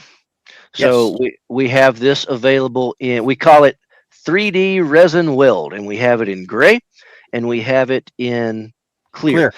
And the cool thing about this is for us, if you buy any of our 3D products, what is in this bottle is the same resin that we use to print our parts. And this submarine, for example, this submarine is printed in 3 pieces because to print it how we want, we had to do it that way. And when you put these pieces together, I'll show you another one of our subs. This is a little bitty guy. When you put these subs together, we have a little key that goes inside and it fits perfectly. And there's a small little gap there. You run this 3D resin around, you put it in there, and then you hit it with one of these little UV lights that we also can provide you if you don't have one. And once it cures, which only takes a few seconds, you literally take multiple pieces and turn them into one as if they were printed that way because it's the exact same material that we use to print. Jeff, which also means when you're sanding, you're sanding with the same material. Yeah, you're saying that you're not putting super glue and and sanding on different materials that are going to shrink differently and all that. It's Jeff told me about this over a year ago and said we should do it, and we've kind of been working through how we're going to bottle it and how we're going to offer it and all that. And I started using it. Everything that we do, believe it or not, we try to test out ourselves. In fact, one of the other really cool tools that we'll talk about in a minute is our ultrasonic 3D parts supports support remover. Um, we've been testing these. Ben brought this to my attention a long time ago. We've been testing some of this stuff. You guys remember? I've got it way over there, so I won't get it. But do you remember Squadron Plastic Weld that was available for years and years? We wanted to bring it back, but we wanted it to be better, and we wanted it to be in a different bottle with a different brush. So we have it. And less volatile. Yeah, exactly. So we're going to call this Plastic Weld 2.0. And the nickname is going to be Blue Glue because it's got a little blue tint to it. But the point is, we've been testing this stuff for over a year. I actually built that Midway that I built last year was done with this. And every model since then has been done with this. This Congo that I'm like this close to finishing up was done with this stuff. We really do test all of our stuff. So my point is, Jeff told me about the resin weld idea last year, and it sounded good. So we started testing. It's fantastic, especially when you're working with 3D parts, because you put these sub holes together, you put it in there and you sand it, and it's like, whoa, it's like it's one piece. It was like it was never multiple pieces to begin with. So that's cool. The other thing that I want to tell you about, talking about glues, we got all sorts of adhesives coming. It fell on the ground. For a while, we've been getting a lot of questions from people asking when we are going to restock Gators Grip glue. And we just have been kind of saying we'll have it back later. Well, the truth of the matter is, Squadron has acquired Gators Grip from Kenny Loop, and it is part of the Squadron family of products now. It is available again. It is the exact same stuff. It looks exactly the same with one small change. It is now referred to as Squadron Gators Grip. And we have the thin blend. We have the original stuff, just like Kenny offered for years. So again, starting at Nationals, this will be available again. I know a lot of hobby shops have been buying it from MMD. We will be supplying Russ over at MMD with quite a bit of this stuff here in the next couple of weeks. So dealers will be able to grab this stuff yet again. One of the other things that we've talked about for a long time on the show that is finally ready. We finally have our Squadron cutting mats. We've got 2 different sizes right now featuring a B17. Just a lot of trial and error with this. They're printed on both sides, by the way. We wanted something nice, something that felt premium. There's a lot of cutting mats out there. You can go down to Hobby Lobby, you can go to Walmart, and all that stuff is fine. I mean, heck, I've got a Walmart one on my bench, but you've got them too. They're fine, they're cheap, but we wanted something a little nicer. This thing is super thick, it's heavy, just very, very nice. And the printing on this is cool. It looks good on the desk. And this little one, I've been using this basically as a photo etch cutting out mat. Fantastic. It works good, self-healing. So these will be available. We will have a very limited amount of these at Nationals. We've got a ton of them on the water that are not going to make it in time for the show, but we do have a handful of these at Nationals. So first come, first serve there. But if you miss out at the show, we'll have them in stock on the website, hopefully by, I don't know, sometime in September maybe. Now, the other thing that I just mentioned, and let me pull up this on the screen, the ultrasonic 3D parts support remover. This is kind of cool. No, it's not kind of cool. It's very cool. Very cool. And so let me turn this little guy on. You turn it on, you see the little, you probably can't see it on the screen, but you see the little Squadron logo, and you got little, 1 through 5 settings for how strong it's going to be. It's even got a little light on the end of it so you can see what you are doing. Some of you guys may have seen some of these. You've been talking about them in the live chat the last few weeks. There's one of the brands I'm sure all of you guys have seen the advertisements for them, and they're about $150. They're very nice. I've got one. Works well.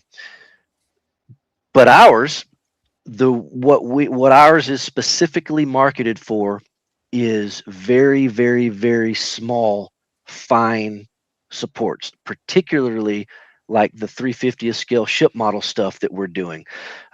We've got all of this ship model accessories coming out, and those ultra fine supports that are holding the barrels on a 20 millimeter gun, for example. You get your sprue cutters in there and try to cut them off, you break the part half the time. This Yep. guy, he gets in there, he takes it off. You can use it to smooth the nub out. It is fantastic. And the good thing is, these are going to cost you less than $40. They're wireless. You charge them with a USB cord.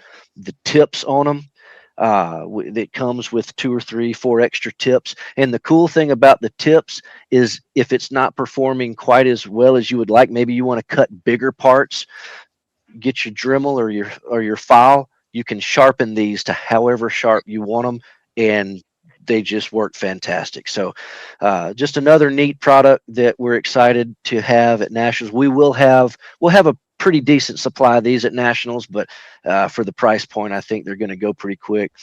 You'll see over there in the picture on the left side of the screen, just some fun stuff we've got. We've got some glasses. So Squadron on one side, adding to the stash on the other side. And we've got another one, but you can't see the back side of this one until we show you what Keith's got for us. We showed you the Dora shirt.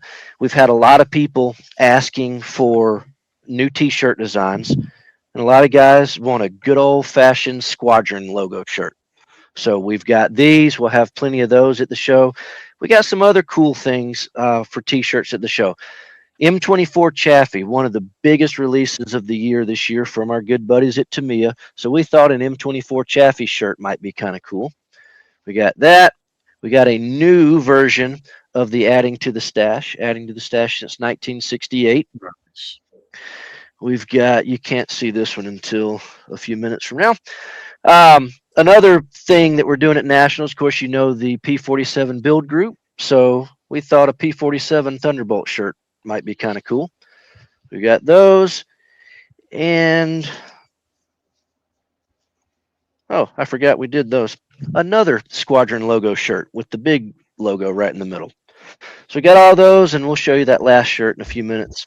But just a lot of cool stuff that we've got. Of course, the new paint colors.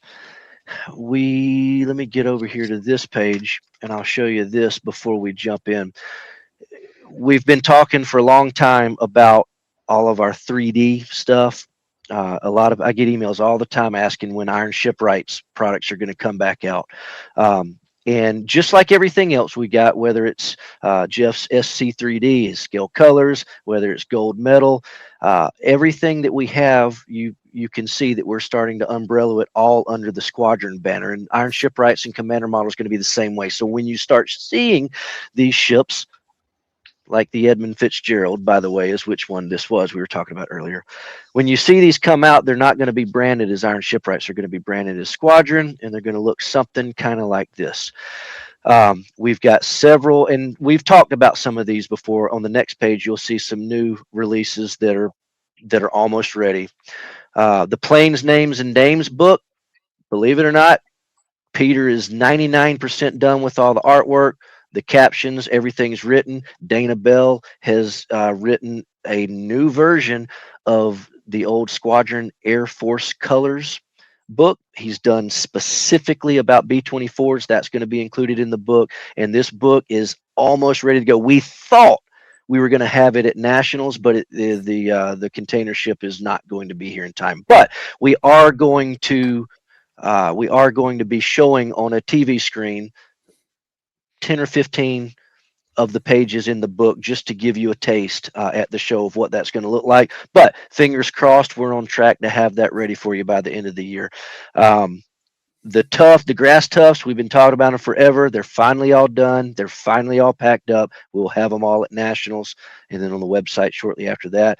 We've got more diorama stuff. You see a little picture there that you can't even hardly tell what it is, but those are 1/16 scale leaves for your dioramas and vignettes for large figures and such.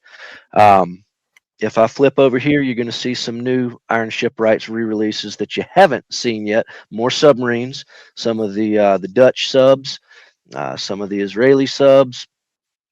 And if you look over on the bottom right, I get emails all the time. When are you going to start doing the surface ships?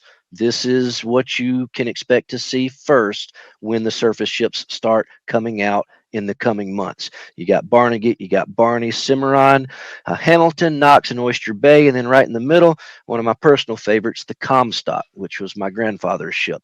But we got all sorts of stuff in the works. I know that we announced that we owned Iron Shipwrights and Commander now. John, that was and is Iron Shipwrights and Commander, he works with us now, and he's been hard at work converting all of his things, all of his resin designs into 3D. Just takes longer than you think, but all that stuff is coming, and will be ready as soon as possible. So we got all sorts of goodies. The one other thing that I'll mention, and then we'll let Keith take over. All the pigments. We'll finally have all the pigments ready. We're also adding some metal pigments. It's just going to be good. Jeff's written up in this catalog. And by the way, you're seeing pages of the July catalog, and this catalog will go live tonight after the show, and it's a whopping 500 pages long. So there's a lot of good stuff to look at in here. This that you're seeing, Jeff has written up exactly how to use the pigments. So you'll get to, hear from the man that came up with all this stuff. So all sorts of good things. And now I'm kind of just stalling because Keith just disappeared. Well, he just messaged me and he said the power went out at his house. So all right, we got plenty more we can talk about for a minute till he gets back. Absolutely. But we absolutely can't talk about the big one until he gets here. All right. Tracks is another thing that we've been talking about for a while, and just things take longer than you realize, but the tracks are all finally converted over. The problem with the tracks was that when Jeff was running SC3D, he had his printers and his way of doing things. When we bought the company and moved everything here, we have our printers and our way of doing things. And if any of you guys do 3D printing, you know that what prints on one printer doesn't necessarily print on another one. So everything is now set up for the new printers and the new production, and we're just waiting for our production manager to get surgery on his foot so he can come run them. But but the cool thing is we actually do have a brand new set of tracks that Jeff has just recently finished up, and one of our good buddies, Braden, has tested them, and they work great. And this is what it is here on the left. We have a brand new track set for the T28 Super Heavy tank that Tacom has just released. The render up on the top, that's what they look like. And on the bottom there, that is Braden's build. He got that done over the weekend. Not the whole kit, just the tracks. He threw the tracks together, put them on there, and brought them up to the shop Monday. So that works. We will have a very limited selection of these tracks at Nationals. But again, everything is finally done. Now it's just a matter of getting production sorted out. So you guys can finally see some of this in person. So it's going to be good. I'm excited to show you guys what we've got. New paint colors. Oh, speaking of new paint colors, here's the other big one. Jeff finally has our metal colors sorted, and they're most likely not going to be available to buy at Nationals because we've got all the World War I colors that we've been trying to make sure are bottled up, and they are now. But we are going to have some of them on display for you to see. Jeff will be testing paint, showing you how everything works. Jeff tried for the longest time. He was working on some acrylic formulas, but we just can't get past the fact that for a metal finish, nothing beats a lacquer. So our metal paints will in fact be lacquer based paints. Yep. And we've got a dozen or so colors right out of the chute, things you could expect: aluminum, bronze, gold, chrome, the basic metal colors. So that'll be coming. Magnesium, steel, light aluminum, dark aluminum, chrome. We have a chrome silver. So there. Well, this means I'm going to have to sell all my paint. Well, it's just part of it. Well, Keith, welcome back. We have stalled long enough. Let's tell everybody this, and guys, I want to preface this with two things actually. First of all, you all know that this is a 48 scale aircraft at this point. Uh, so, being that this is a World War II, and being that you know that we are fans of nose art, I would just want to give this as a friendly warning. This particular plane does depict a World War II woman nose art that is not censored. So you know what I'm talking about. So if little Johnny is sitting with you, I'm just giving you fair warning that this particular aircraft has nose art that is not censored. So it might be bedtime for somebody. Having said that, the other thing I want to say is this is something that's cool to us. It's actually been in the works for 3 years, believe it or not. And once you see what it is in a moment, if you haven't already guessed, it's actually been right in front of your face for 3 years. Right under your noses. Yeah, the fact that we've been wanting to do this, but it was a heck of a lot of work to do it and make it fit correctly. So, oh goodness. So anyway, let's just let's get to it. Let's do this. You guys ready? I hope you guys like it. If you don't, we'll do another exclusive next year.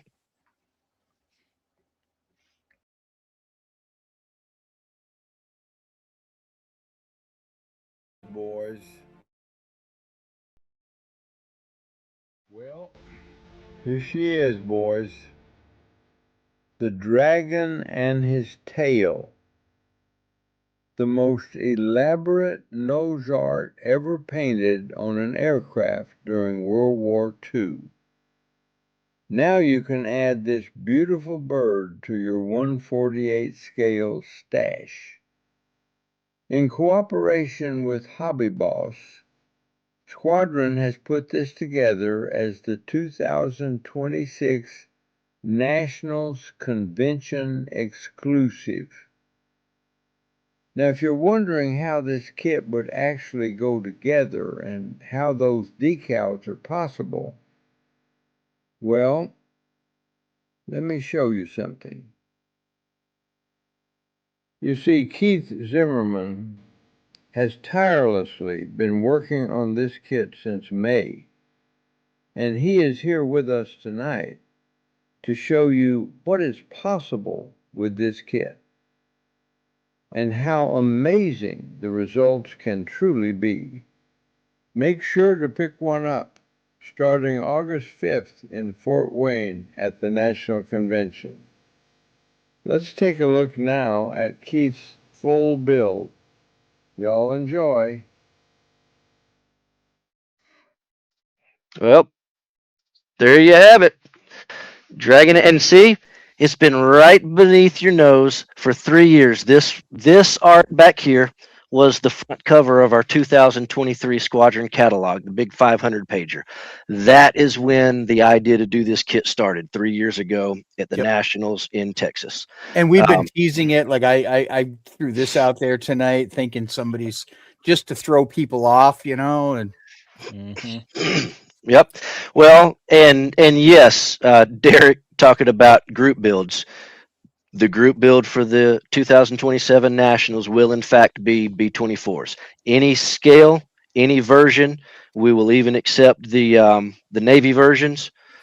Any B-24 or B-24 variant for Huntsville next year is going to be the group build. Yeah. So it is in cooperation with Hobby Boss, and the box art, as you see it there on the left, does depict a censored version of it. We wanted to do that just because, you know, this box art may be on display in your model room. It might be on display. It's going to be on display in our Squadron store. So that's what we decided to do for the box art. The decal actually includes that cover up top as an optional part. You can use it or you don't have to. The Hobby Boss kit in 48 scale is, like I said, the base of the kit. But what you are going to see from Keith here in just a moment is what is possible when you use the kit and all the aftermarket goodies that are available, which we are very heavily stocked up on and will have at Nationals with us as well. So, Keith, I'm going to flip through this a little bit. I'm going to let you take over and kind of walk us through. Keith did this in 2 months. Literally, he started on May 15th and he finished it like 1:30 in the morning last night, I think, if I understand correctly, including the photographs and everything. So walk us through getting this done, Keith, and what all this took. Yeah, so on this page you can see a lot of the aftermarket stuff I had to choose from. And similar like how we were talking about earlier with building like the aircraft for a ship, I sort of do that whenever I build anything. I always find what's going to be the most miserable or like time consuming thing and do it first, sort of like out of order. So a lot of these aftermarket products, that's the way I approach a lot of these builds. So I do like the engines, the superchargers, the wheels, anything that I know is going to be coming in later. I do those ahead of time, just because I always find like if I get a whole airplane built, then I have to do the wheels. I'm just not having a good time. Like that's just not a fun step for me. So as you see, like the layout of my work in progress that I've put together for you all, I have a lot of things in the order that you'd approach it while doing the build, but you can put it together any way you want in any order, just whatever flows the best for your process. Yeah, Here's the entire interior shot here. it's just crazy. Yeah, this is what we were talking about earlier. Whichever one of you guys was talking about. Oh, it was the main kit, the 12 scale, the MP4. Talking about doing an interior and then closing it up later and not seeing it. I'm glad you got these pictures because a lot of this stuff is very difficult to see now, isn't it, Keith? Yeah, you can sort of see like the navigator area, the bombardier area through like the front window a tiny bit. Same with like the cockpit, the radio compartment. You can take the top turret out and look down into it, but yeah, I mean you're looking at these things through a magnifying glass if you really want to see inside. Hmm. Um, Now, this is the dull dark green. That is our new color. And the reason that we had to come up with this color is, well, first of all, because we didn't have it. And when this project started, we knew we wanted to get it right. And there's going to be a lot of conversation about the interior colors. But we went to the man that we trust more than anybody, Dana Bell, and said, Dana, this is what we got. This is what we want to do. Tell us what to do. And Dana's, we'll have write-ups on all this stuff down the road from Dana. But he basically said, this is what it was. So we knew that we had to come up with dull dark green as a new color in our paint line. And with the dark dull green, it gives you a lot more opportunity to like do the weathering that you see like in these Pacific bombers. Interior green didn't really weather the same way as like the dark dull green. So with a lot of my weathering on the interior, I do like a lot of like the white oil rendering to give it that faded look. And if you do decide to build this kit and start looking at reference photos, you'll see a lot of this faded look of the dark dull green, which is to me is really fun to mimic that look. A lot of that brown you see there in the interior is a lot of the squadron pigments. After you do your flat coat varnish, the pigments absorb into the layer pretty evenly like that. And then you could take like your finger and rub it down and pull some back off, which gives you a really smooth transition. Yeah, Keith asked me when he started building. He says, "Hey, do you want me to use all of the squadron branded tools and paints and glues and everything?" I said, "Absolutely." The Bombay here, a lot of that is actually Edwards PE set. The bulkheads are pretty sparse. I mean, it's not really going to be seen, but if you just wanted to have like that complete, this is definitely the Bombay. Here's all the parts that go along with it. A lot of that is from the Edward aftermarket set. Hmm. Res kits bombs. The reason I use those versus the kit bomb, just I was sort of in a time crunch, and they do have a little bit more of a crisp look than the kit supplied bombs, but the kit supplied bombs work just as fine. Yeah, I'd say you were in a time crunch. Sorry about that. Yeah.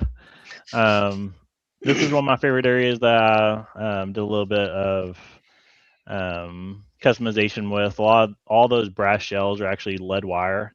I painted the lead wire with Tamiya's metallic gold flake, and once it like had dried, I just measured the size of the shells in the kit from one of the turrets, and I just cut them to that length, and I used some Elmer's glue to hold them down into their spot. And I did it where I thought physics would throw those shells while the aircraft was flying. Hmm.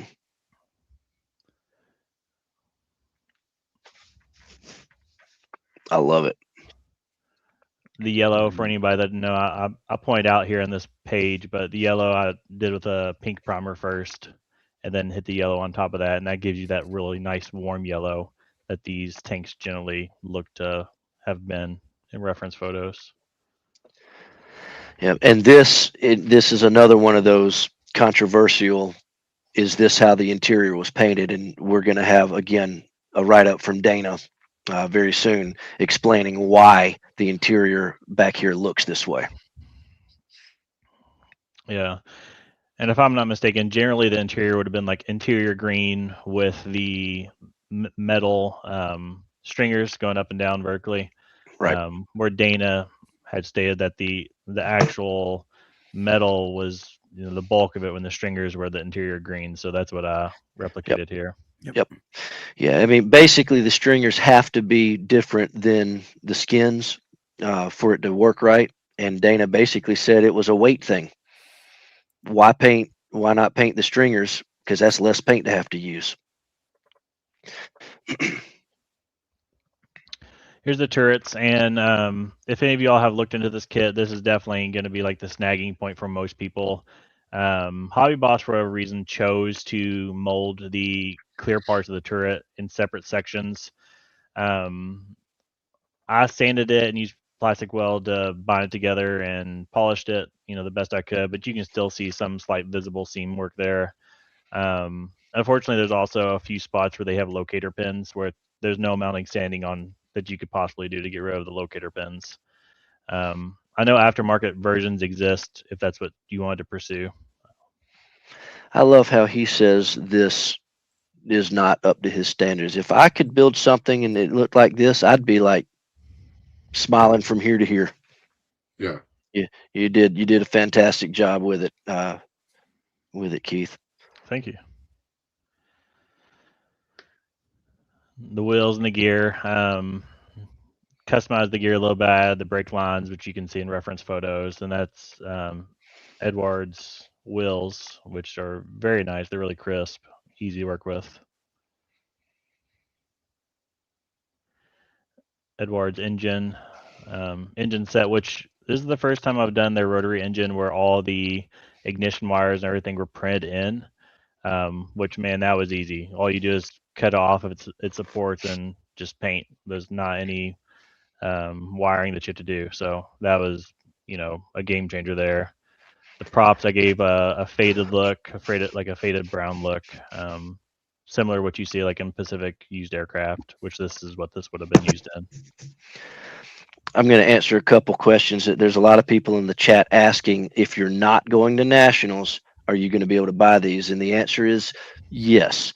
So after doing this the first time last year with the P-47 and the B-26, we know more than we did last year, and we have planned accordingly. And here's the plan.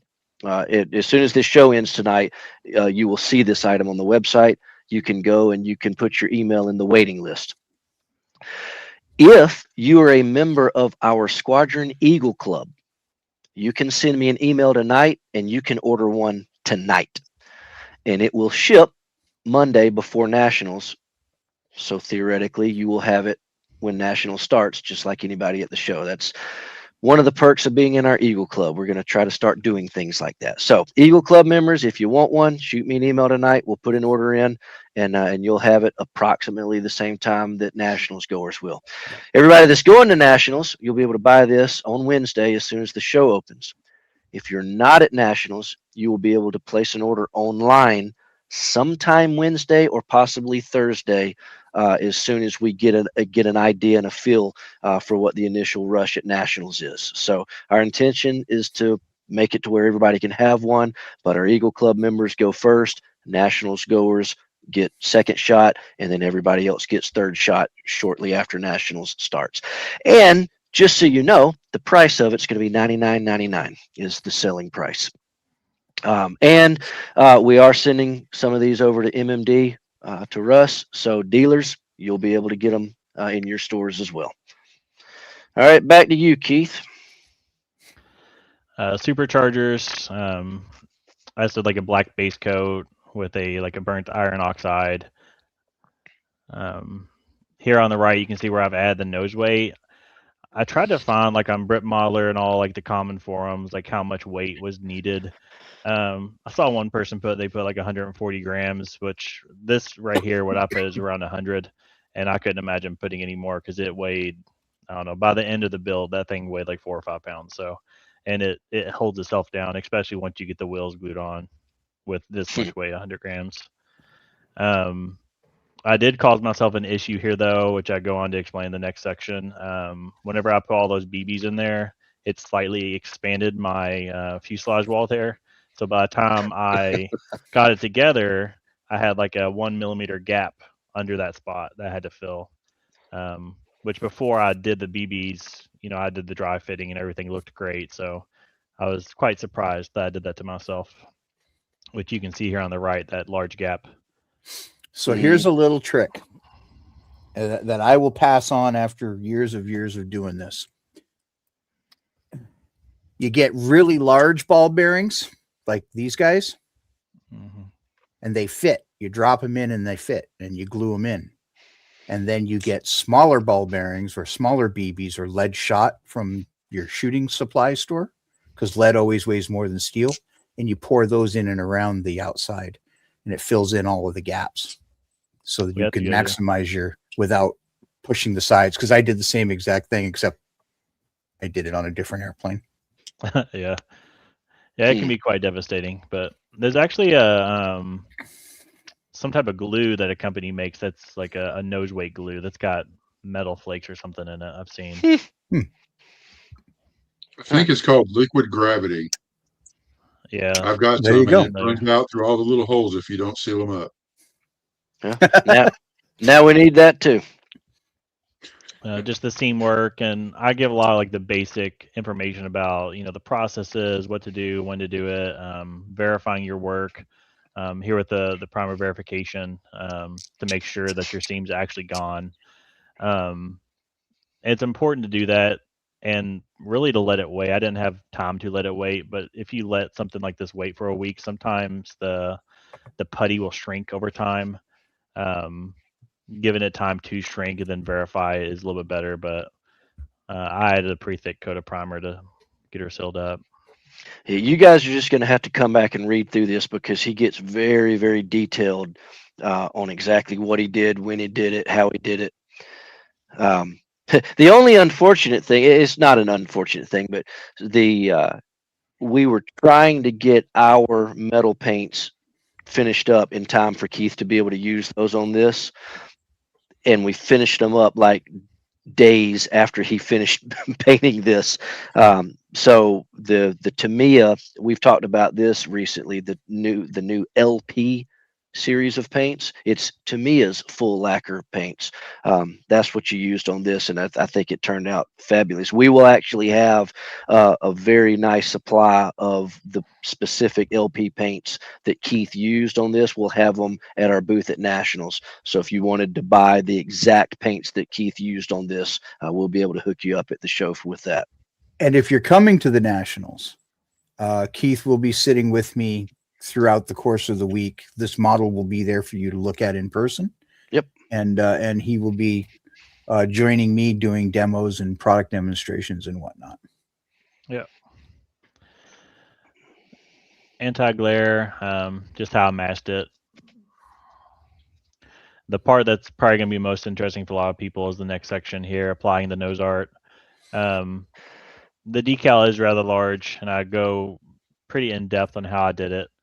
So I would, if you do plan on doing this kit, definitely read through that and make sure you have a good understanding if you've never done a decal this large before, and just take your time with something like this. Yep. Yeah, that particular thing was what took us so long to actually get this kit done to market. Just you can design something on a flat 2D surface on your computer screen and it looks great, but then when you're trying to do what Keith had to do here, we just had to modify it time and time again, but it finally worked out. Not to mention the research that we did. One of the things that we actually learned about this aircraft is that when the bomb bay doors are closed, the tail lines up. When the bomb bay doors are open, there's a second set of artwork so that when the bomb bay doors are open, it lines up. So the artwork remains continuous whether the bomb bay doors are open or closed. Yep. Mm-hmm. Didn't know that until we started looking around and looking at the artwork and the photos of the actual aircraft. Well, all of the, or at least all the photos that we have of the original aircraft, the bomb bay doors, they're all open. You never see a picture of them closed. Well, Dana, again, of course, gave us some pictures I had never seen. And if you look, you can actually see the cracks behind the bomb bay door. And you've heard it before. Yeah, that it had it on both. Well, then we actually saw photographic evidence and like, yep, that's how it's done. Yes, this model will be at Chattanooga. Mm-hmm. Yep. Yeah, after Nationals, this model is coming to the Squadron Museum, and it'll be on permanent display there until it'll go to Eagle Quest, and then it'll go to Huntsville next year for the B-24 group build as well. It's just, well, Keith, you're already being called the GOAT, so you're up there with Tom Brady and Wayne Gretzky. Well, you know, the thing is, and Keith, we'll quit patting you on the back here in a second, but I got to say this, and I've always said there's guys that build really good models. There's guys that take really good pictures of their models. There's guys that build models really, really fast. There's not that many guys that do all three of those things. It's just fantastic. And on top of that, you did a full build article on how to do this. So we appreciate what you did here. It's really, really nice, and glad everybody's getting to see it now. Yeah, for sure. My pleasure. I'm kind of looking forward to what the next big project we're going to throw at you is. Well, here's the cool thing, and you'll see it when I flip the next page. If building the bomber wasn't good enough, he said, let me just put it in a diorama. So one of the pictures that I had never seen until we got going on this is this one on the bottom right here. There's a picture of the dragon in his tail with an M2 clee track sitting right next to it. Well, Keith also found this picture of the guy standing in front of it getting his picture taken. So we had been thinking about doing some figures in 3D, and Keith says, well, why don't you just do your first figure set as a guy you having his picture taken and then do the dude holding the camera? And he said, then I can take your clee track, I'll build one of those, and I'll do a whole diorama scene and recreate the combination of these two photographs. I said, that's great. So that's what he did. So here's the clee track that you built. Which, by the way, guys, the clee tracks are going to be available again very, very soon. We'll have a few of them at Nationals, and then they'll be available on the website shortly after. There's that. There's our figure set that we did based on that. And this is fun. I guess you had a fun time going down to the hardware store to do this, didn't you? Yeah, definitely not my cup of tea generally, but I had to do it for this. Yeah. I had the saw, so might as well do it. Well, I don't know how. This was the crash course in diorama building that I referred to earlier. Mm-hmm. But I mean, it worked out. Check this out. Wow.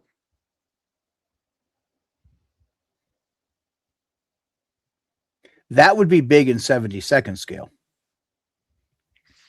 Oh, it's big. That base has got to be like the size of the dining room table. Yeah. My next worry is find a big enough box to wrap this up in. Well, you'll have to build that too. Yeah. And I like your nameplate there. You named it "A Moment with the Dragon."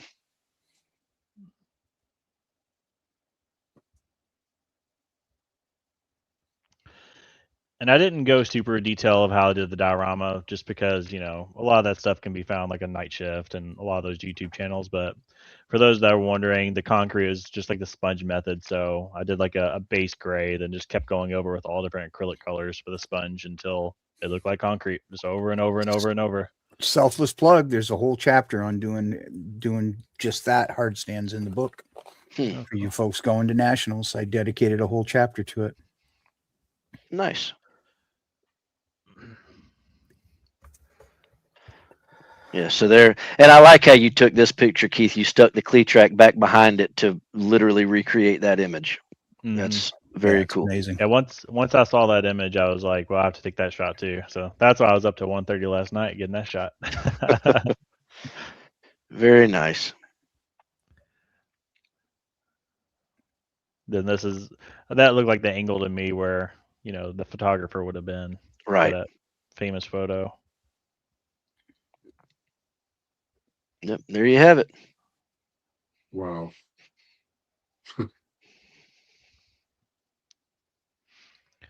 So this, Well, very cool.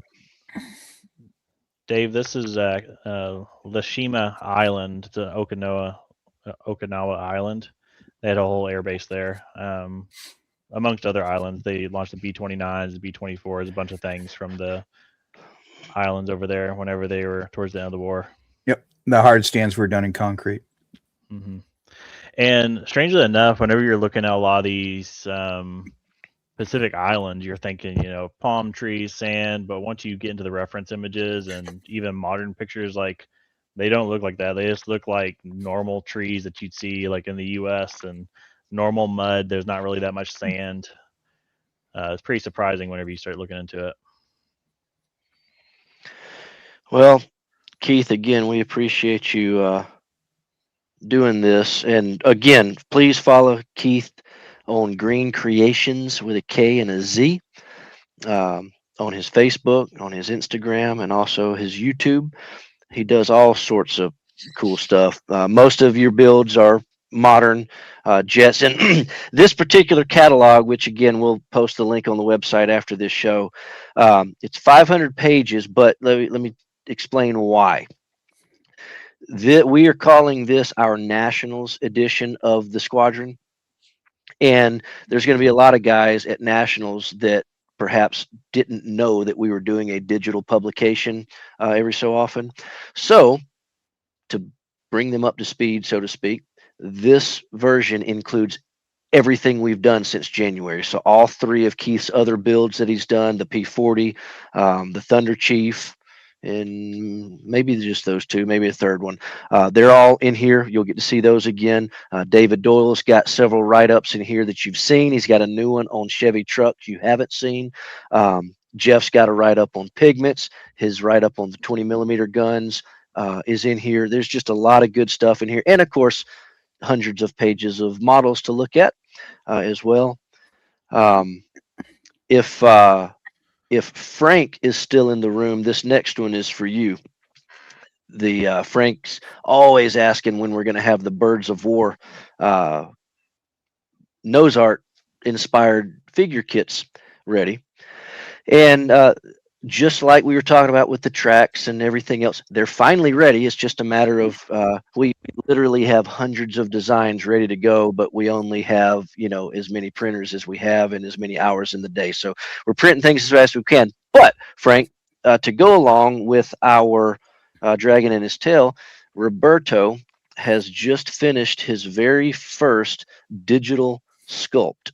And it's going to go right along with Dragon and his tail. So there you have it. It is Dragon and his tail. And it'll be in 1/6 scale. And it'll also be in other scales like 24 and 16, like the rest of the kits. So those will be coming down the line too, if that's your cup of tea. And I will say the Dragon and his tail kit is huge. It's over 17 inches tall. And we And, will have one at nationals. Yep. We'll have one of those. Anya is the one that painted that. So that'll be cool. That'll be coming in again. All sorts of things to see through this book. So y'all make sure to check that out later on.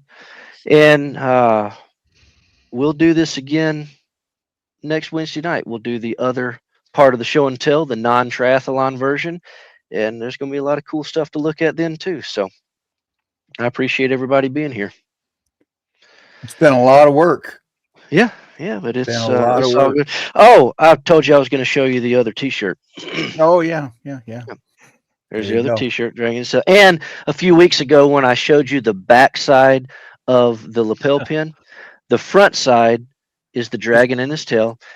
And everybody that buys one of these at Nationals will get one of these pins. And anybody that's not at Nationals will get one if we have any left. We do not have as many of these pins as we do kits. So these are first come, first serve. Eagle Club members, you get them if you order one. But besides that, it's whoever is at Nationals gets one of these. And then whatever's left, if any, will go with people for, whoever places the first order gets the first one that's left over from Nationals. Just a little extra touch that we're doing. I can't think. I'm sure I'm forgetting all sorts of stuff, but we'll be back next Wednesday and talk about more then. And Charles was asking if this is a re-release of the Monogram kit. No, this is not a re-release of the Monogram kit. It is a new boxing, our own exclusive boxing of the Hobby Boss kit. So there's the box, by the way. I didn't show you. So yeah, there you see the Hobby Boss logo on the side. Yep. And this, this goes right along with the Plains, Names, and Dames book. I wish that they were going to be here in time for Nationals, but they'll make it shortly after. The hardest part of this whole project has been keeping it secret for so long. Yeah, that's been the worst part of this whole thing, was trying to just keep it secret. That is true. So again, guys, I hope that you like it. And hey, if you're not a B24 fan, if you're not a 48 scale guy, if you don't like Dragon's Tail, I get it. Now, it's not for everybody, but it's what we chose to do this time, and we'll choose something to do again for the next time, and maybe it'll be a little bit more your speed. But that's all I got for tonight, guys. Ben, I really appreciate you being here with us tonight. Looking forward to seeing your land speeder next week.